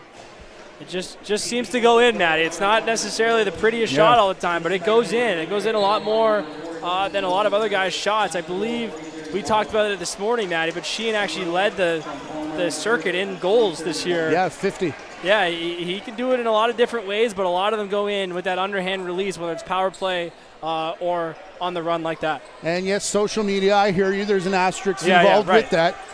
When Firth hit that in 12 games. But officially, the record will stand with a 50-goal season for Will Sheehan to lead the OJLL. And 50 goals is a lot, right? Just like in the NHL, Sure. the 50-goal barrier is a big barrier. Go look at the list of guys who've scored 50. There'll be a lot of names on there that you know already. I never got close. So Unless you're in the YouTube comment section, then you don't know anybody. But I steered well clear of that. Collison just going to hang on to this all the way outside as Beaches are now killing off a penalty. Got to be careful here, though. A lot of room for Collison. He can go on these. 10 seconds remaining. Shot clock down under 5. And you saw Elijah Edwards jump up, and that is a big hit between Cameron Pack and Elijah Edwards to knock Collison off his feet. Yeah, really good play there by Edwards, sitting back, but then takes away the space for Collison, but still is able to muscle that off. Actually thought it hit some mesh up there. He just almost got that ball back. Over the top, Jackman. He'll go back to Matthews. No looks it to Spalina from up top. Tries that skip shot again. Now Horseman running in, 5 on the clock as he puts a twister on Kazik. Makes the save to the outside. Look out. Here comes Jackman with the bomb doors open. And that'll be a turnover from Warnarski. Remember I was talking about the 21-year-olds? That's a good example, right? Just a little bit heavier, a little bit stronger, throws them into the boards, gets an extra possession. A little bit more motivation to move on in the playoffs 100%. As well. 100%. Here's Trey Deer. High step on Harlan. Has a man all over him. Play still continues with Deer. On his backside. No way, Trey Deer. Oh. Man, you kind of feel his goals coming sometimes, don't you? Just like I was sure that was headed for the back of the net. The more, the crazier the scenario gets, the more it feels like, you know, he's about to get one as McDonald's going to go. That was coming there. They kind of got away with one or two, and then ended up getting, I believe, a hold at the end of it as Orangeville's going to go to the power play here. Right after killing off one of their own, although an abbreviated one, with Beaches taking that penalty. This will be Matthews. Movement over the top with Spalina. This is where they like to go down to the crease. Spalina will shoot from outside. Proves me wrong. I'm sure no one cares. Yeah, Kazik didn't see this one cleanly. You can just tell by the reaction. Just didn't see this one come out of the stick right for Spalina. Some pretty good action, well defended overall. I actually thought Brian Jackman was open here at the end of this thing, and then Spalina just ropes it. Yeah, never a good sign, Matty, when the goalies start looking behind them. If you're on the team of the goalie. But boy, Spalina, he's putting on a display here tonight. 10-4, not quite over and out, but Beaches still. Big minute here. If Beaches can get one here, that's, you know, you got to close out these periods well. Praying that this clock will get them into the room quickly. Over to Deer, backs into pressure, fakes the shot. Now drops back down on Harlan. 5 seconds on the shot clock over the shoulder from Deere. Can Dylan Sanderson beat the clock? Double clutch did do it. And into the final minute, and Rusty Kruger calling for a timeout, and he's going to get it. This is his second one of the game. Yeah, Beach is not happy, but I think that's the right call. I thought they had the timeout while Sanderson still had it. Good pickup by the back official there, as Sanderson earns an extra possession. It's not going to be a 6-on-5 scenario, but still probably a good timeout there by the Northmen. Curious if we might see a little bit of pressure, Maddie, from Beaches, something they've had success with. You know, how many times have we seen Firth pick off the ball? Do you just put them on the ball here to start? Oh, Orangeville's got to clear the length of the floor. So some options here for Beaches, but also, you know, maybe they want to play it safe, try to get the ball, get their own 6-on-5 at the end of this thing, as obviously this period has not gone according to plan for the Blue. Second intermission in Peterborough. Six Nations and the Lakers tied 5-5. 6-4 Burlington leads St. Catharines at the Athletics.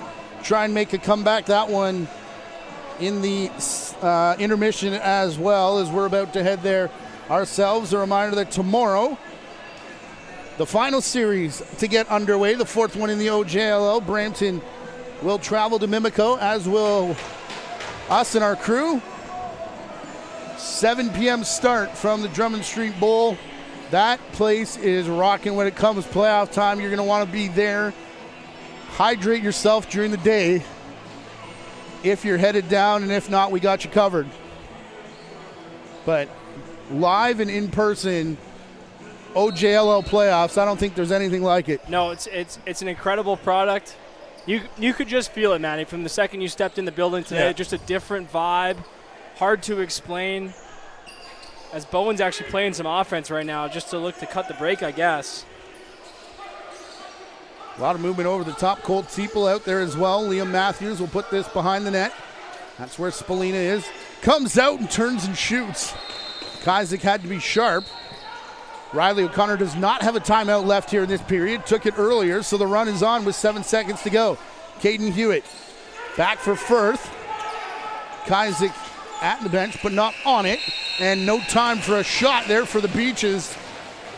A near perfect period for the Orangeville Northmen, who now lead 10-4. Yeah, that's exactly how you script it up. If it's Orangeville, if your Beaches, you know, you got to find a run here early in the third period. And if not, you know, curious if we'll see, you know, maybe some sights turn towards game two, because they'll come fast and furious here. The Ontario Junior Lacrosse League Game of the Week is fueled by Gatorade. We'll take the 10-minute timeout and be back to Tony Rose after this. Gatorade. With electrolytes to help replenish what's lost in sweat, carbs to help fuel your working muscles, and fluids to help you hydrate. Scientifically formulated so you never stop competing. Let's go, raise up one time, go get it, it's yours, let's shine, come on. Rehydrate, replenish, refuel.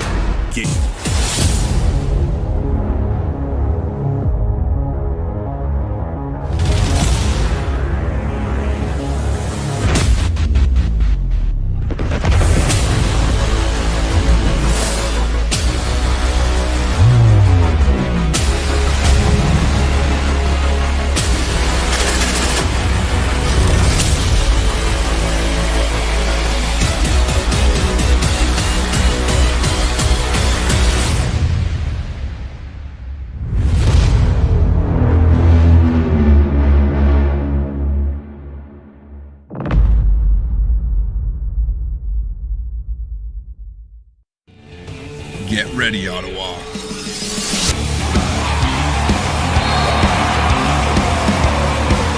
Box lacrosse is returning to its Canadian roots and giving the nation's capital the team they deserve.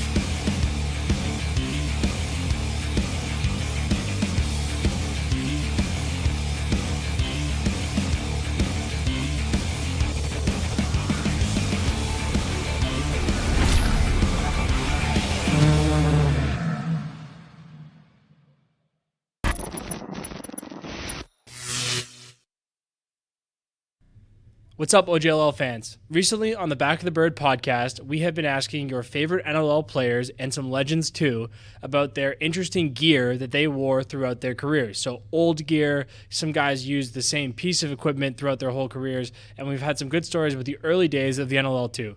You can find the Back of the Bird podcast at www.lacrosseculturedaily.com and also follow Lacrosse Culture Daily for box lacrosse coverage all summer long. Let's get into it. Here are some of the most interesting responses we've had about lacrosse equipment.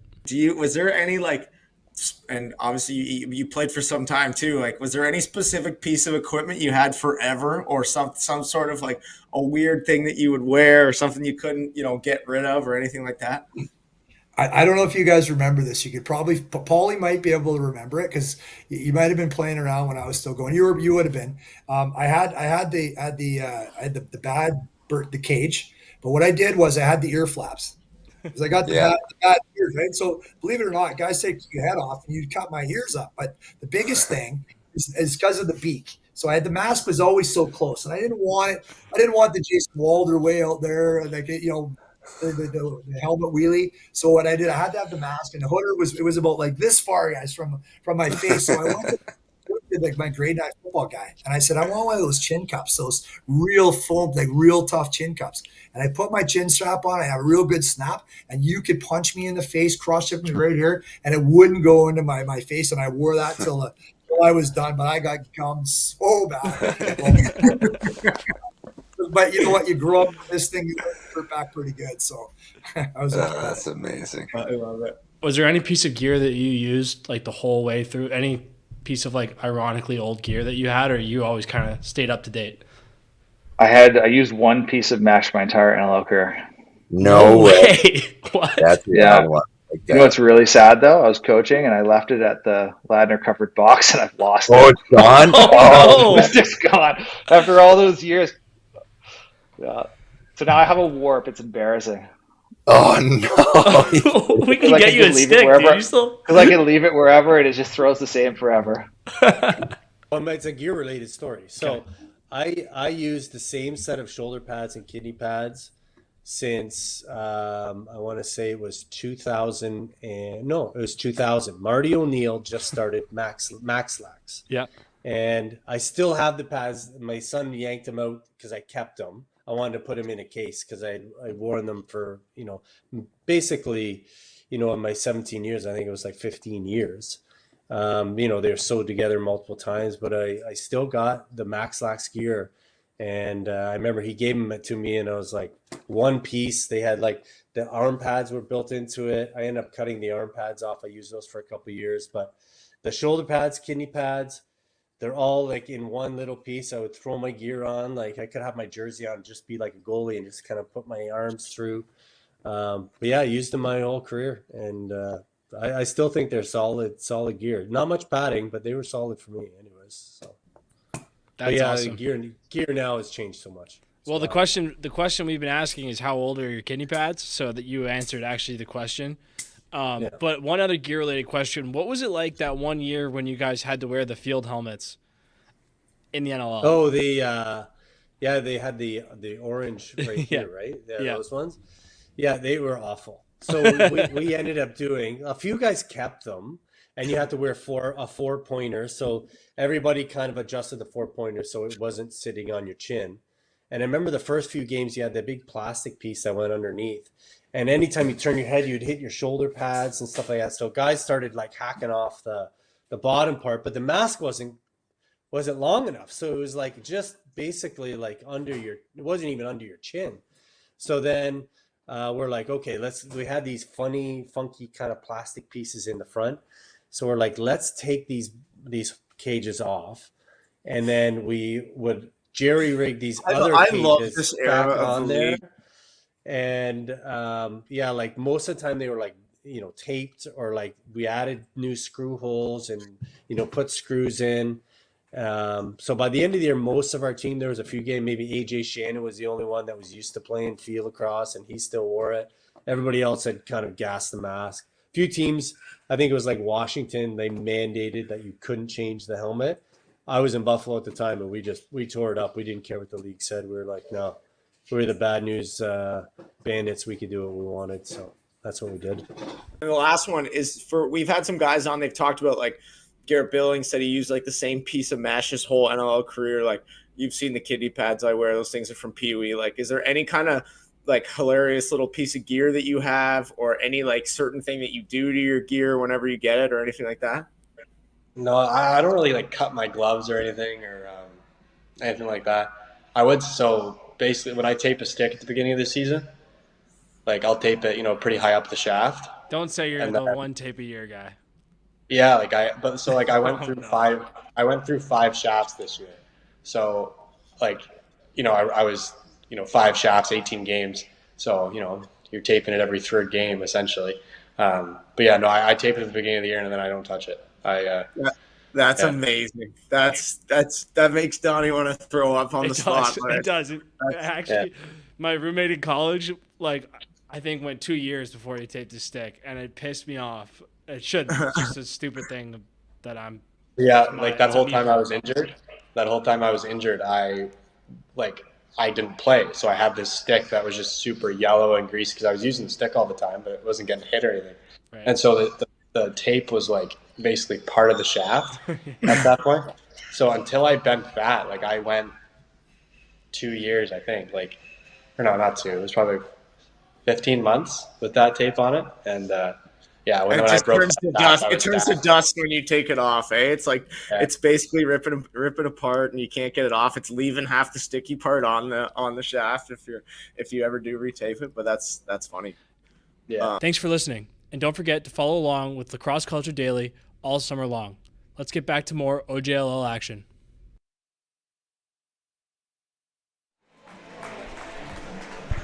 Teams are back out for the start of the 3rd period, coming your way in just about 40 seconds or so.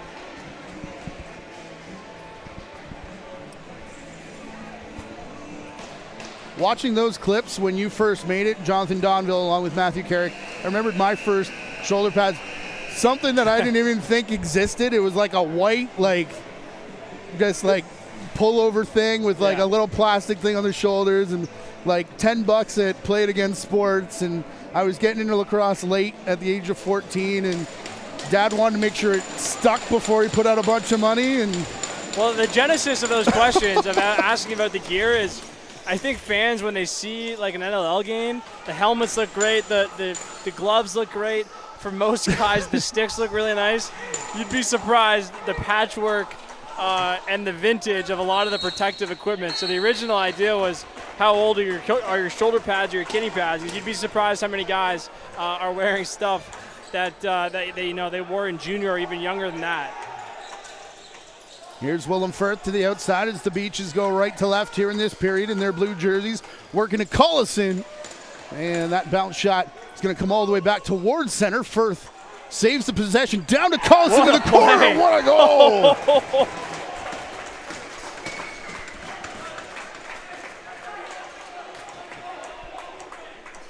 I mean, Matt, if there's a play that'll get you back into a game, it's we'll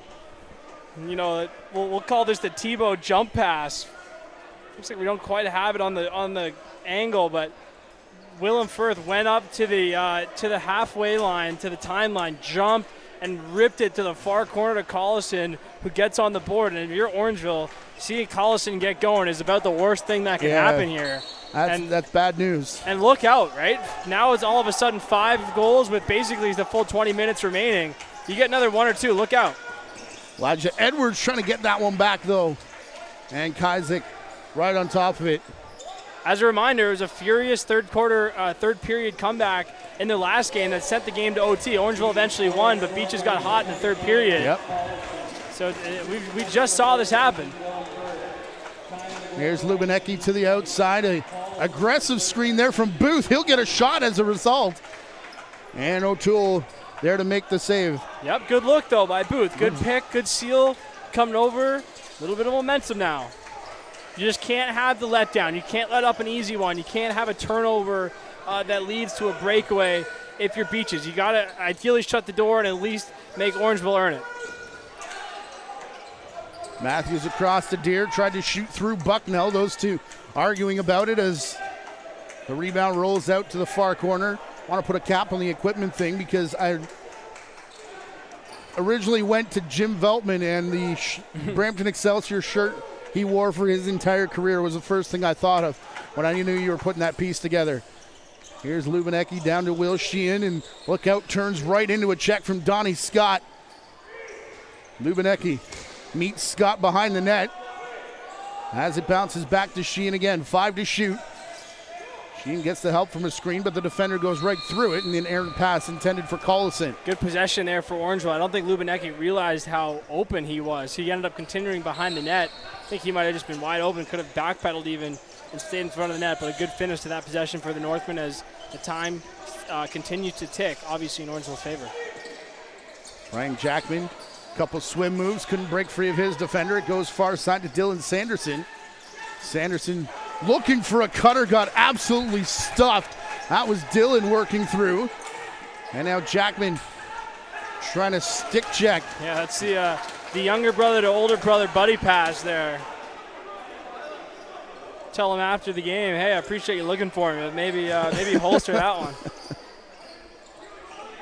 Peyton Booth. I was just thinking, all the attention that Spallina was getting, Dylan Sanderson doesn't really get a lot of it, but he just kind of bounces away from it. As first comes walking in the crease, however, before that shot was put on net. 3 minutes gone here in the third. Lone goal so far scored by the Peaches. We're trying to claw their way back in. Next game of the series, by the way, is Sunday night, 7 p.m. at Ted Reeve Arena.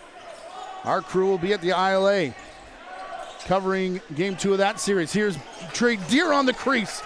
Shoulder shrug save made by Kazik. That's a huge save by Kazik here. That's over back. Sanderson pushed over and back. Beach's bench saying he threw it away, wanted to delay a game penalty. Well, we've seen no delay games for less. Yeah. Hunter Lubinecki. He'll high step over the top here, wants to shoot, takes a low one off the foot of guess who, Donnie Scott. And that goes up out of play. Good eat. Don't rub it.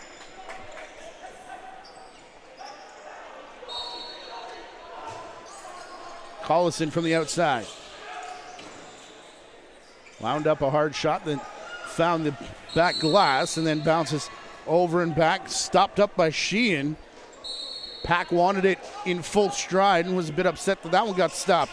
Yeah, I think that could have even been a delayed penalty there as well. Thinking the same thing.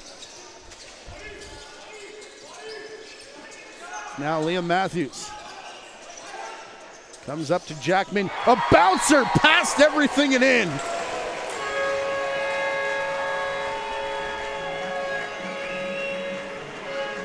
Another big play by the 21-year-old Jackman.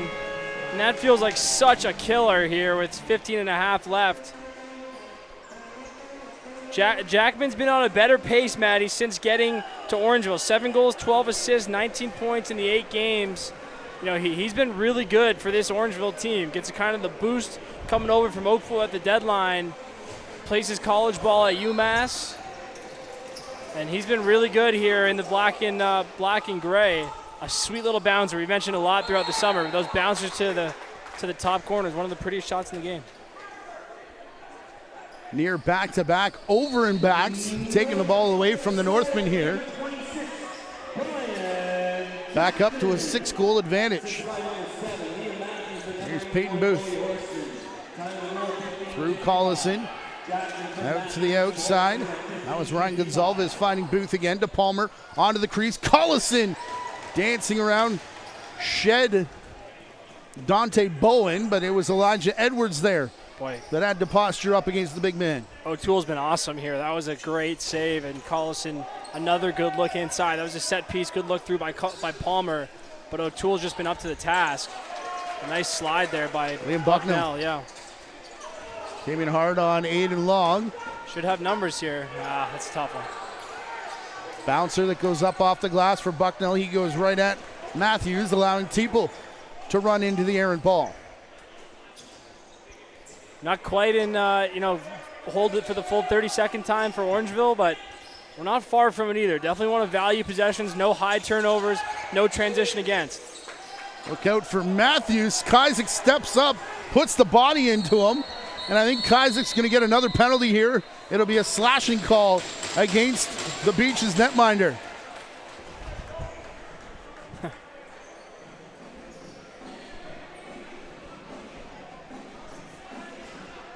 I mean, Matty, we talked about this. Isaac will take matters in his own hands. Matthews gets underneath again, and then... Yeah, that plays over before... yeah. Yeah. I never mean to laugh. I never mean to laugh in these scenarios, but, the slow-mo replay is a little bit funny on some of those plays, and Orangeville will go back to the power play here. Different formation. Trey Deer down low on the crease. Matty, you know something I'm always looking for. Guys to end up back in their normal spots. Look for Deer to get up involved in this play some way, shape, or form. AJ Nikolic back to the penalty box for the third time tonight. Yeah, he's been serving his time in there. None of them his fault. Trey Deer through Jackman. Matthews, Spalina. Last one to touch, it'll be Horseman. He goes to throw the screen to Matthews, bouncing it. Caught on the left foot of Isaac. Good play design there for Orangeville. I think they just moved Jackman up because he's such a good picker. Does a great job of getting everybody open. Spalina to Matthews, but a nice save. Keep this thing at 6 for now. And again, a role that he had to accept when he came here to Orangeville. Did a little bit of that in Orangeville, but he was also the guy that would put it into the back of the net. He's given up some stats for a chance to make a deep playoff run by joining this Orangeville roster. Nate Ruff brings it across center. Yeah, you could hear everyone on the Orangeville bench yelling slow there. I think that's obviously because of the power play, but also, just sending the message of, maybe turn down the risk on transition and value the ball here throughout the last 13 minutes. Spalina to Matthews. They're going to play catch. Here now the sidearm shot off the foot of Isaac, bounced towards Deer. It's eventually going to be Horseman. That resets the shot clock. Yeah, and then another possession for Orangeville now. They should take this one right down. Well, Matthews not going to oblige. This is a shot into the midsection of Isaac. He'll hang on and was looking transition, but Owen Wills couldn't break out. One-handed catch through the middle, though, by Hunter Lubinecki. 23 seconds left to go. About 4 ticks less than that in the shot clock here in the penalty. Lubinecki to Palmer. Big screen, open space, return pass too high. Lubinecki trying to go over top of Siapar to get it. Good try, though. Good steal by Lubinecki. Good little float pass in there. And a good kill from Beaches here to keep themselves in the game. Hidden ball play. Here, yeah. Stayed on the far side in the stick of Dylan Sanderson. Now back for Horseman. Wanted the long outside shot, was thinking it the entire way, and gets rubbed out against the boards by Bucknell. Isaac was down there. If Horseman hit the top corner, that was going in. And we've seen he can find that spot. Yep. Peyton Booth. This one does take the penalty down. We're back to 5-on-5. Firth finds Sheehan cutting through. A good save from O'Toole. Another. You said it, Matty. Just a real sharp save by O'Toole. He's played a very quiet game tonight, right? Not a lot of, highlight reel saves, but no weak ones either. That's exactly what the Northmen are looking for from him. Trey Deer through Cam Sanderson. Back to Dylan. His high step. Surprised he stayed on his feet. Slipped a couple times. Now Deer, little skipper from up top. In on Isaac. Watching some of these players who've come in the trade, like Bowie Horseman, like Jackman. The bounce shot from Jackman is interesting because when he was traded, he came from a team that plays on turf. Yep. And now your home barn is on concrete. So just a very different reaction of the ball when you take that type of shot. Here's Collison, beats his man one-on-one, but still tonight has yet to beat Connor O'Toole. I think he got the one, Matty, if I'm not mistaken, at the start of the third. But just the one. I could be definitely wrong there. I'd add to a long list of other times I've been wrong about stuff. No, but you are correct and I am wrong. He's been all around it, though. What I'm trying to say there is he's had some good looks. Again, when he's going to the net, it's really good for Beaches. Long trying to go cross floor. Brought down by Caden Hewitt, and a half-court press of sorts here for Orangeville, trying to cause the 8-second violation. It bounces off the boards right into the stick of Hewitt. Not sure how deep they were in that count. Heard Andrew Suter thinking they were well outside of the 8 allotted. Here's Sheehan off the bench. Palmer wanted to shoot the entire way. Partially stuffed by Colm Barnett. And now it's back transition with Nate Ruff from the wrong side. His shot hung on to by Kazik. Past the halfway mark of this third period.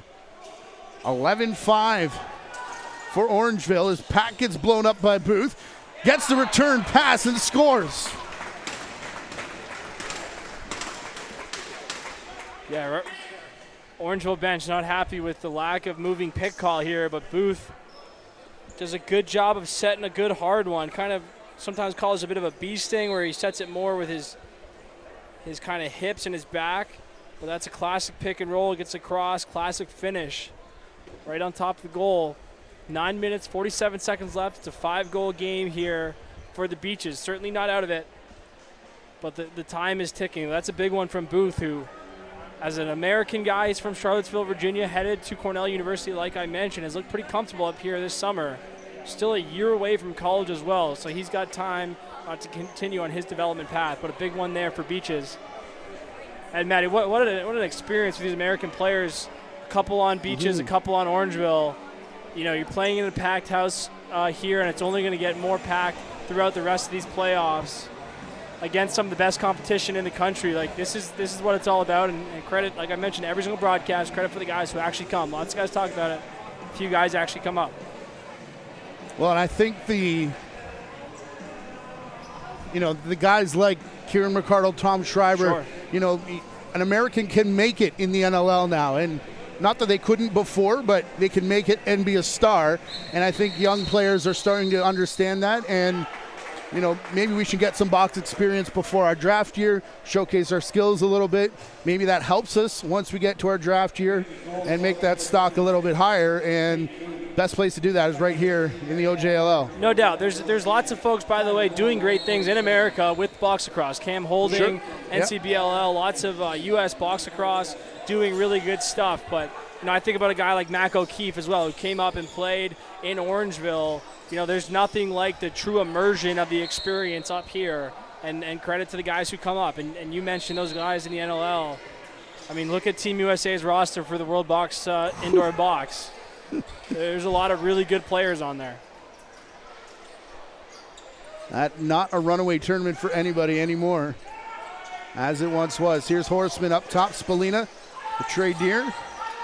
He'll cut the corner and pass it all the way back up top to Spalina. From his wrong side, still took a hard shot off the end glass. Keeping one eye on the out-of-town scoreboard as well, which also needs a sponsor, by the way. There's a travel agency out there. I would like to hook us up with a free cruise. Arrows now on top of the Lakers, 8-6. Again, game 2 of that series coming up here on the Game of the Week on Sunday. As Willem Firth walks in and scores.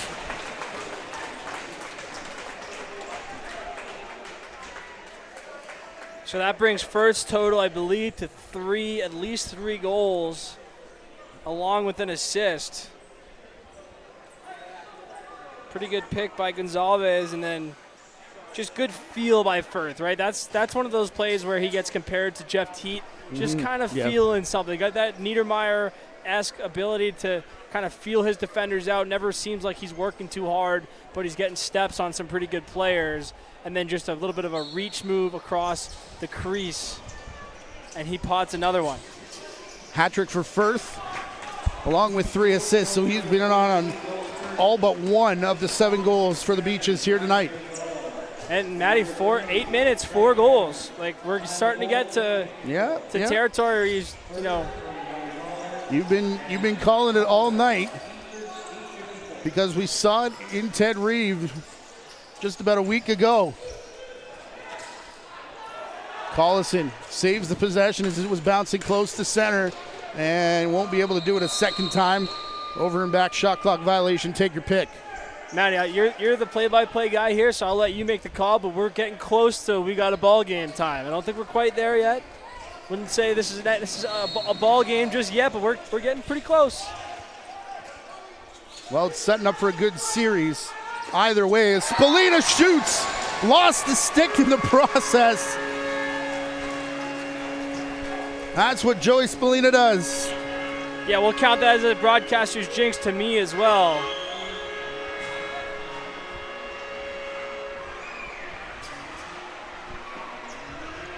Count that as a broadcaster's jinx as Spalina puts the lead back up to 5.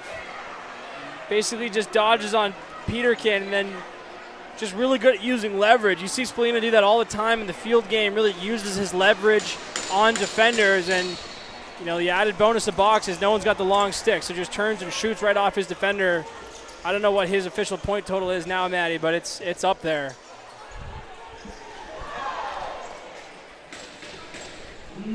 Battle for that face-off, took it all the way to the outside boards. Joey Spalina tonight, 5 goals, 2 assists for 7 points. Off the 12 goals that the Northmen have scored. We knew it was going to be a showdown between Spalina and Firth, and so far tonight, 7 points to 6. Northman player leading in that category as well. Here's Matthews, behind his back to Long. That shot bounced off someone in front. Bucknell and Deere were tied up, as now Wills tries to run away from Long and not get caught in this double team. Does eventually arrive, as does Peyton Booth, and now Willem Firth. Deere taking care of Firth. Ball stuck under a mess of legs. All of this on Beach's shot clock, however, which is now down to 6 seconds. And eventually, Josh Hiltz had seen enough with Owen Wills at the bottom of the pile. Took him a couple extra ticks to get back upright. Yeah, that's good coaching by the Northmen, too. Aiden Long's basically been taking a full offensive shift in this period. Why? So that he could go back and cut the break. He was basically just chasing Wills there. So another guy comes off the bench. They get the double team. But that's, you know, forward thinking there by Orangeville. Cam Sanderson takes an extra shove, which is going to take the ball away from Beaches. David Peterkin didn't like the, I don't know if it was the crease dive, as now we get a wipe down called for after the right of Kazik. Don't want to go too far on this subject, Matty, but it wouldn't be the first time we've seen a message try to be sent for game 2 at the end of game 1, right? We're starting to get to that score differential where you start thinking about, you know, are we still in it for this one? Start looking towards game 2, and people have different ways of looking towards game 2. I'll leave it at that.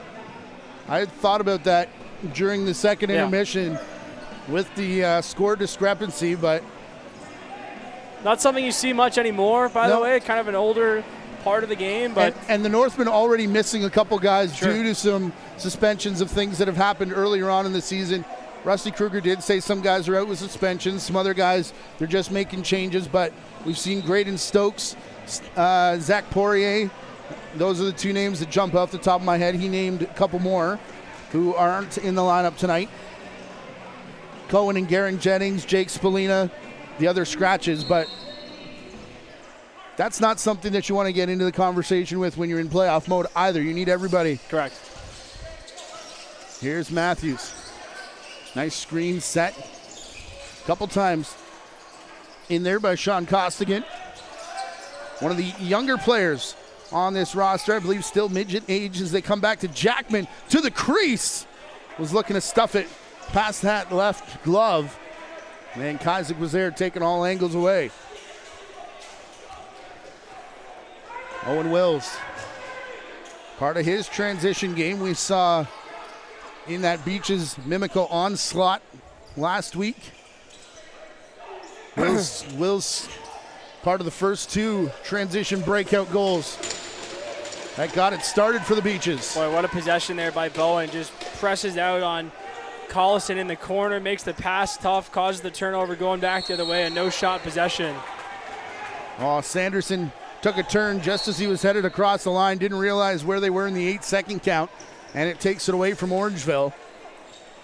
Gonzalez leaving here for Palmer, but there's only 5.5 left. Palmer across the top. Firth doesn't need the screen from Collison. Back to Palmer. Oh. Shoots through Pack. Where's the line, Donnie? All the way down to Kazik. And okay. I don't give the line for when your follow through hits the defender. I've been trying to actually block that play out of my mind. All right, sorry. In recent days. Here's Peyton Booth, outside shot, scores. Second in a row for Booth here. Going to Cornell University. Not sure if I mentioned that part, but just comes around a nice pick. Pretty good action from Palmer here. He and Palmer have gotten it working a little bit. Good slip by Palmer. Doesn't really get his defender, but Chaparro is sitting back just a little bit. Booth steps up to shoot it. 4 goals, 5 minutes. Got to keep playing.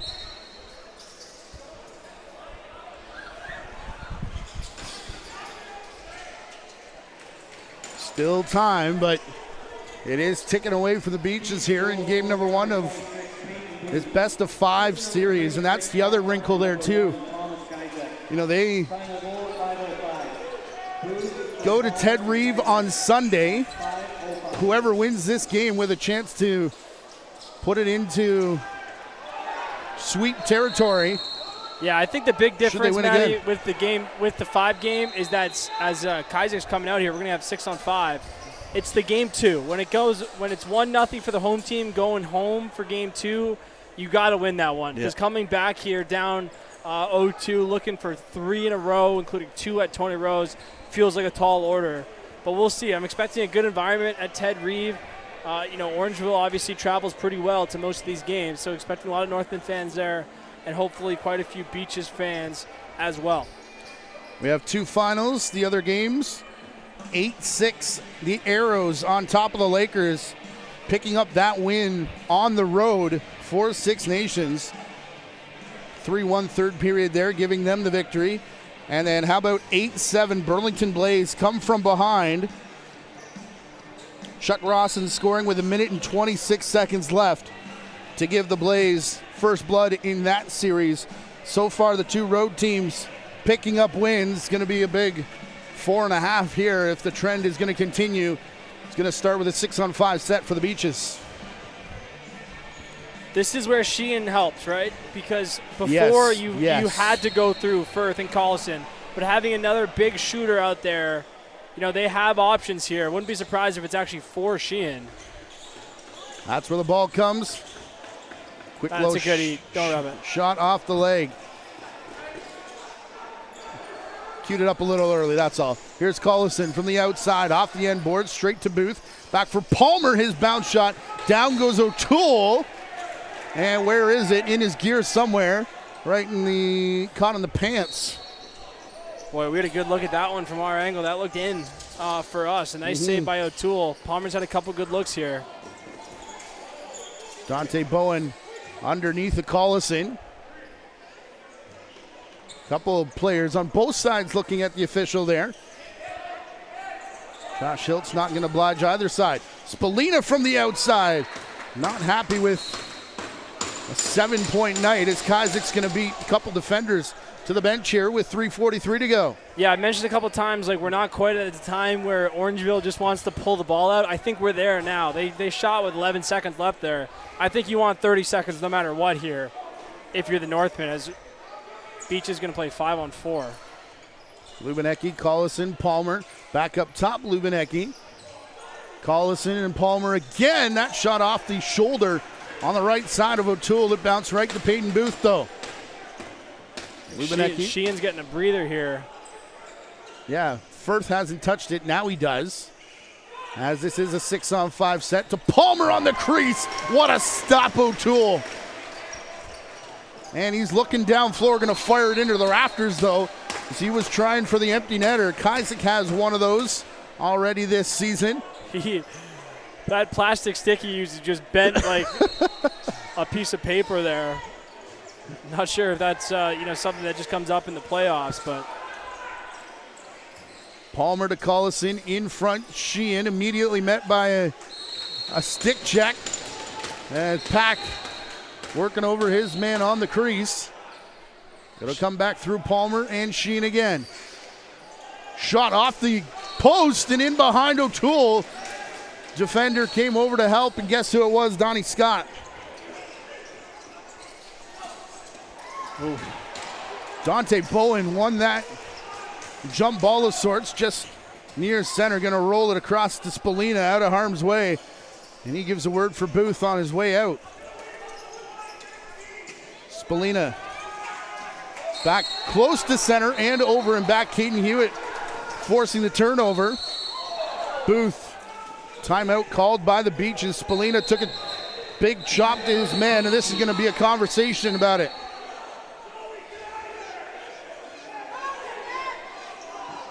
Andrew Suter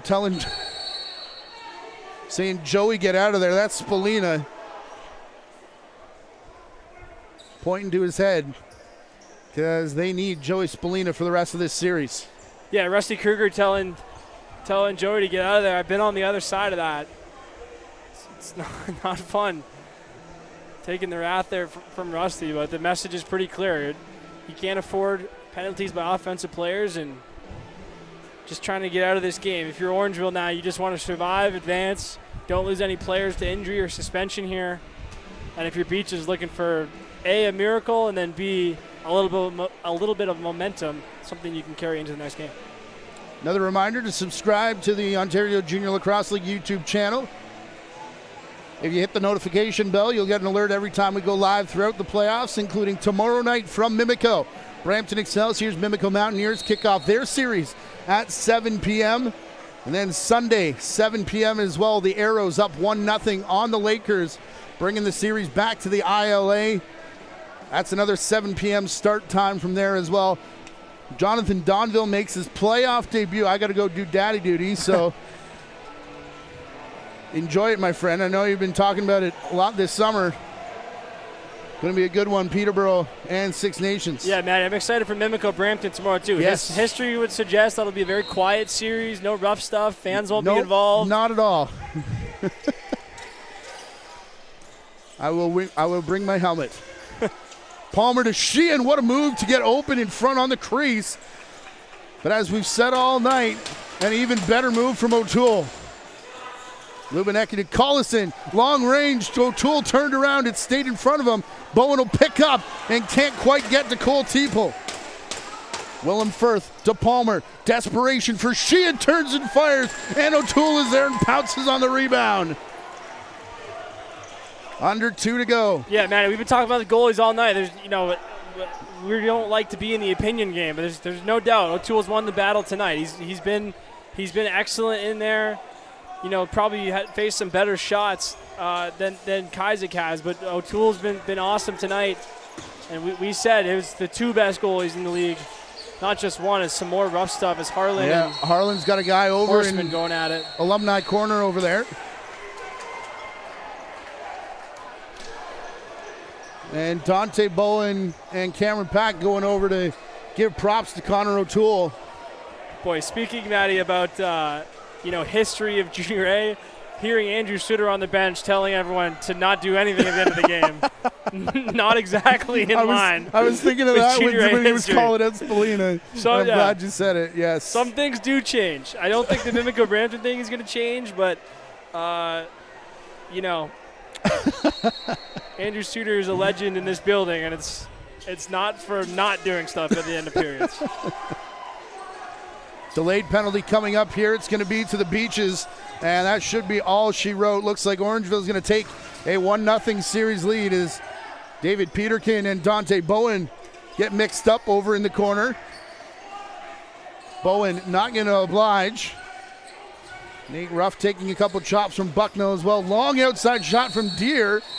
As now coming over is Caden Hewitt. He was trying to entice Elijah Edwards. Goes at Bowen. Yeah, I would expect all D guys coming out here. No need, I think you're going to see most of the O guys getting pulled off here for Orangeville. And so is Thomas Kaizek, I think. Nick Parolin putting the helmet on, just in case this next 45 seconds gets a little spicy. Yeah, you just don't want to lose Kaiser to something weird here at the end of the game, right? I don't think we're going to see anything here. No. Just get to, also the games come so fast and furious here. You got to really try to stay healthy and just get to the next one. Our next one comes a lot sooner than these two teams tonight. They're back in action Sunday, 7 p.m. start time at Ted Reeve Arena, game number 2 of this series. Northmen look like they're going to go in with a 1-0 lead in the best of 5. Reminder that our crew is headed to Mimico, Brampton, Mimico, a 7 p.m. start time tomorrow night, as Nate Ruff will just fire this one up and into the safety netting in Alumni Corner. Still 13 seconds before we officially get out of here, but I mean, Connor O'Toole must have heard us handing out end-of-year awards because he was fantastic tonight, and the offensive performances we thought they would be from Joey Spallina and Willem Firth, and at least 2 more games of this before they say goodnight. But a 12-8 your final in game number 1, Orangeville have the lead. Yeah, really solid game up here tonight. Obviously, Sunday's massive. Beaches, obviously not technically a must-win, but darn near it. And they need to be 1-1 coming back up here to Tony Rose. They say it's not a series until the road team wins. So I guess we don't yet have a series here. It is underway, however, 1-0 in favor of Orangeville, game number 2 on Sunday, as we said, at Ted Reeve. A reminder to subscribe because we're on air tomorrow night from Mimico. On behalf of my partner, Jonathan Donville, Gary Morrison for the JVI Sports Network, Colin Grimes for the Ontario Junior Lacrosse League. Your final score, 12-8 Orangeville. They're back on Sunday. We're back tomorrow at 7 p.m. I'm Matthew Carrick. Good night. We'll talk to you next time. The Ontario Junior Lacrosse League Game of the Week is fueled by Gatorade.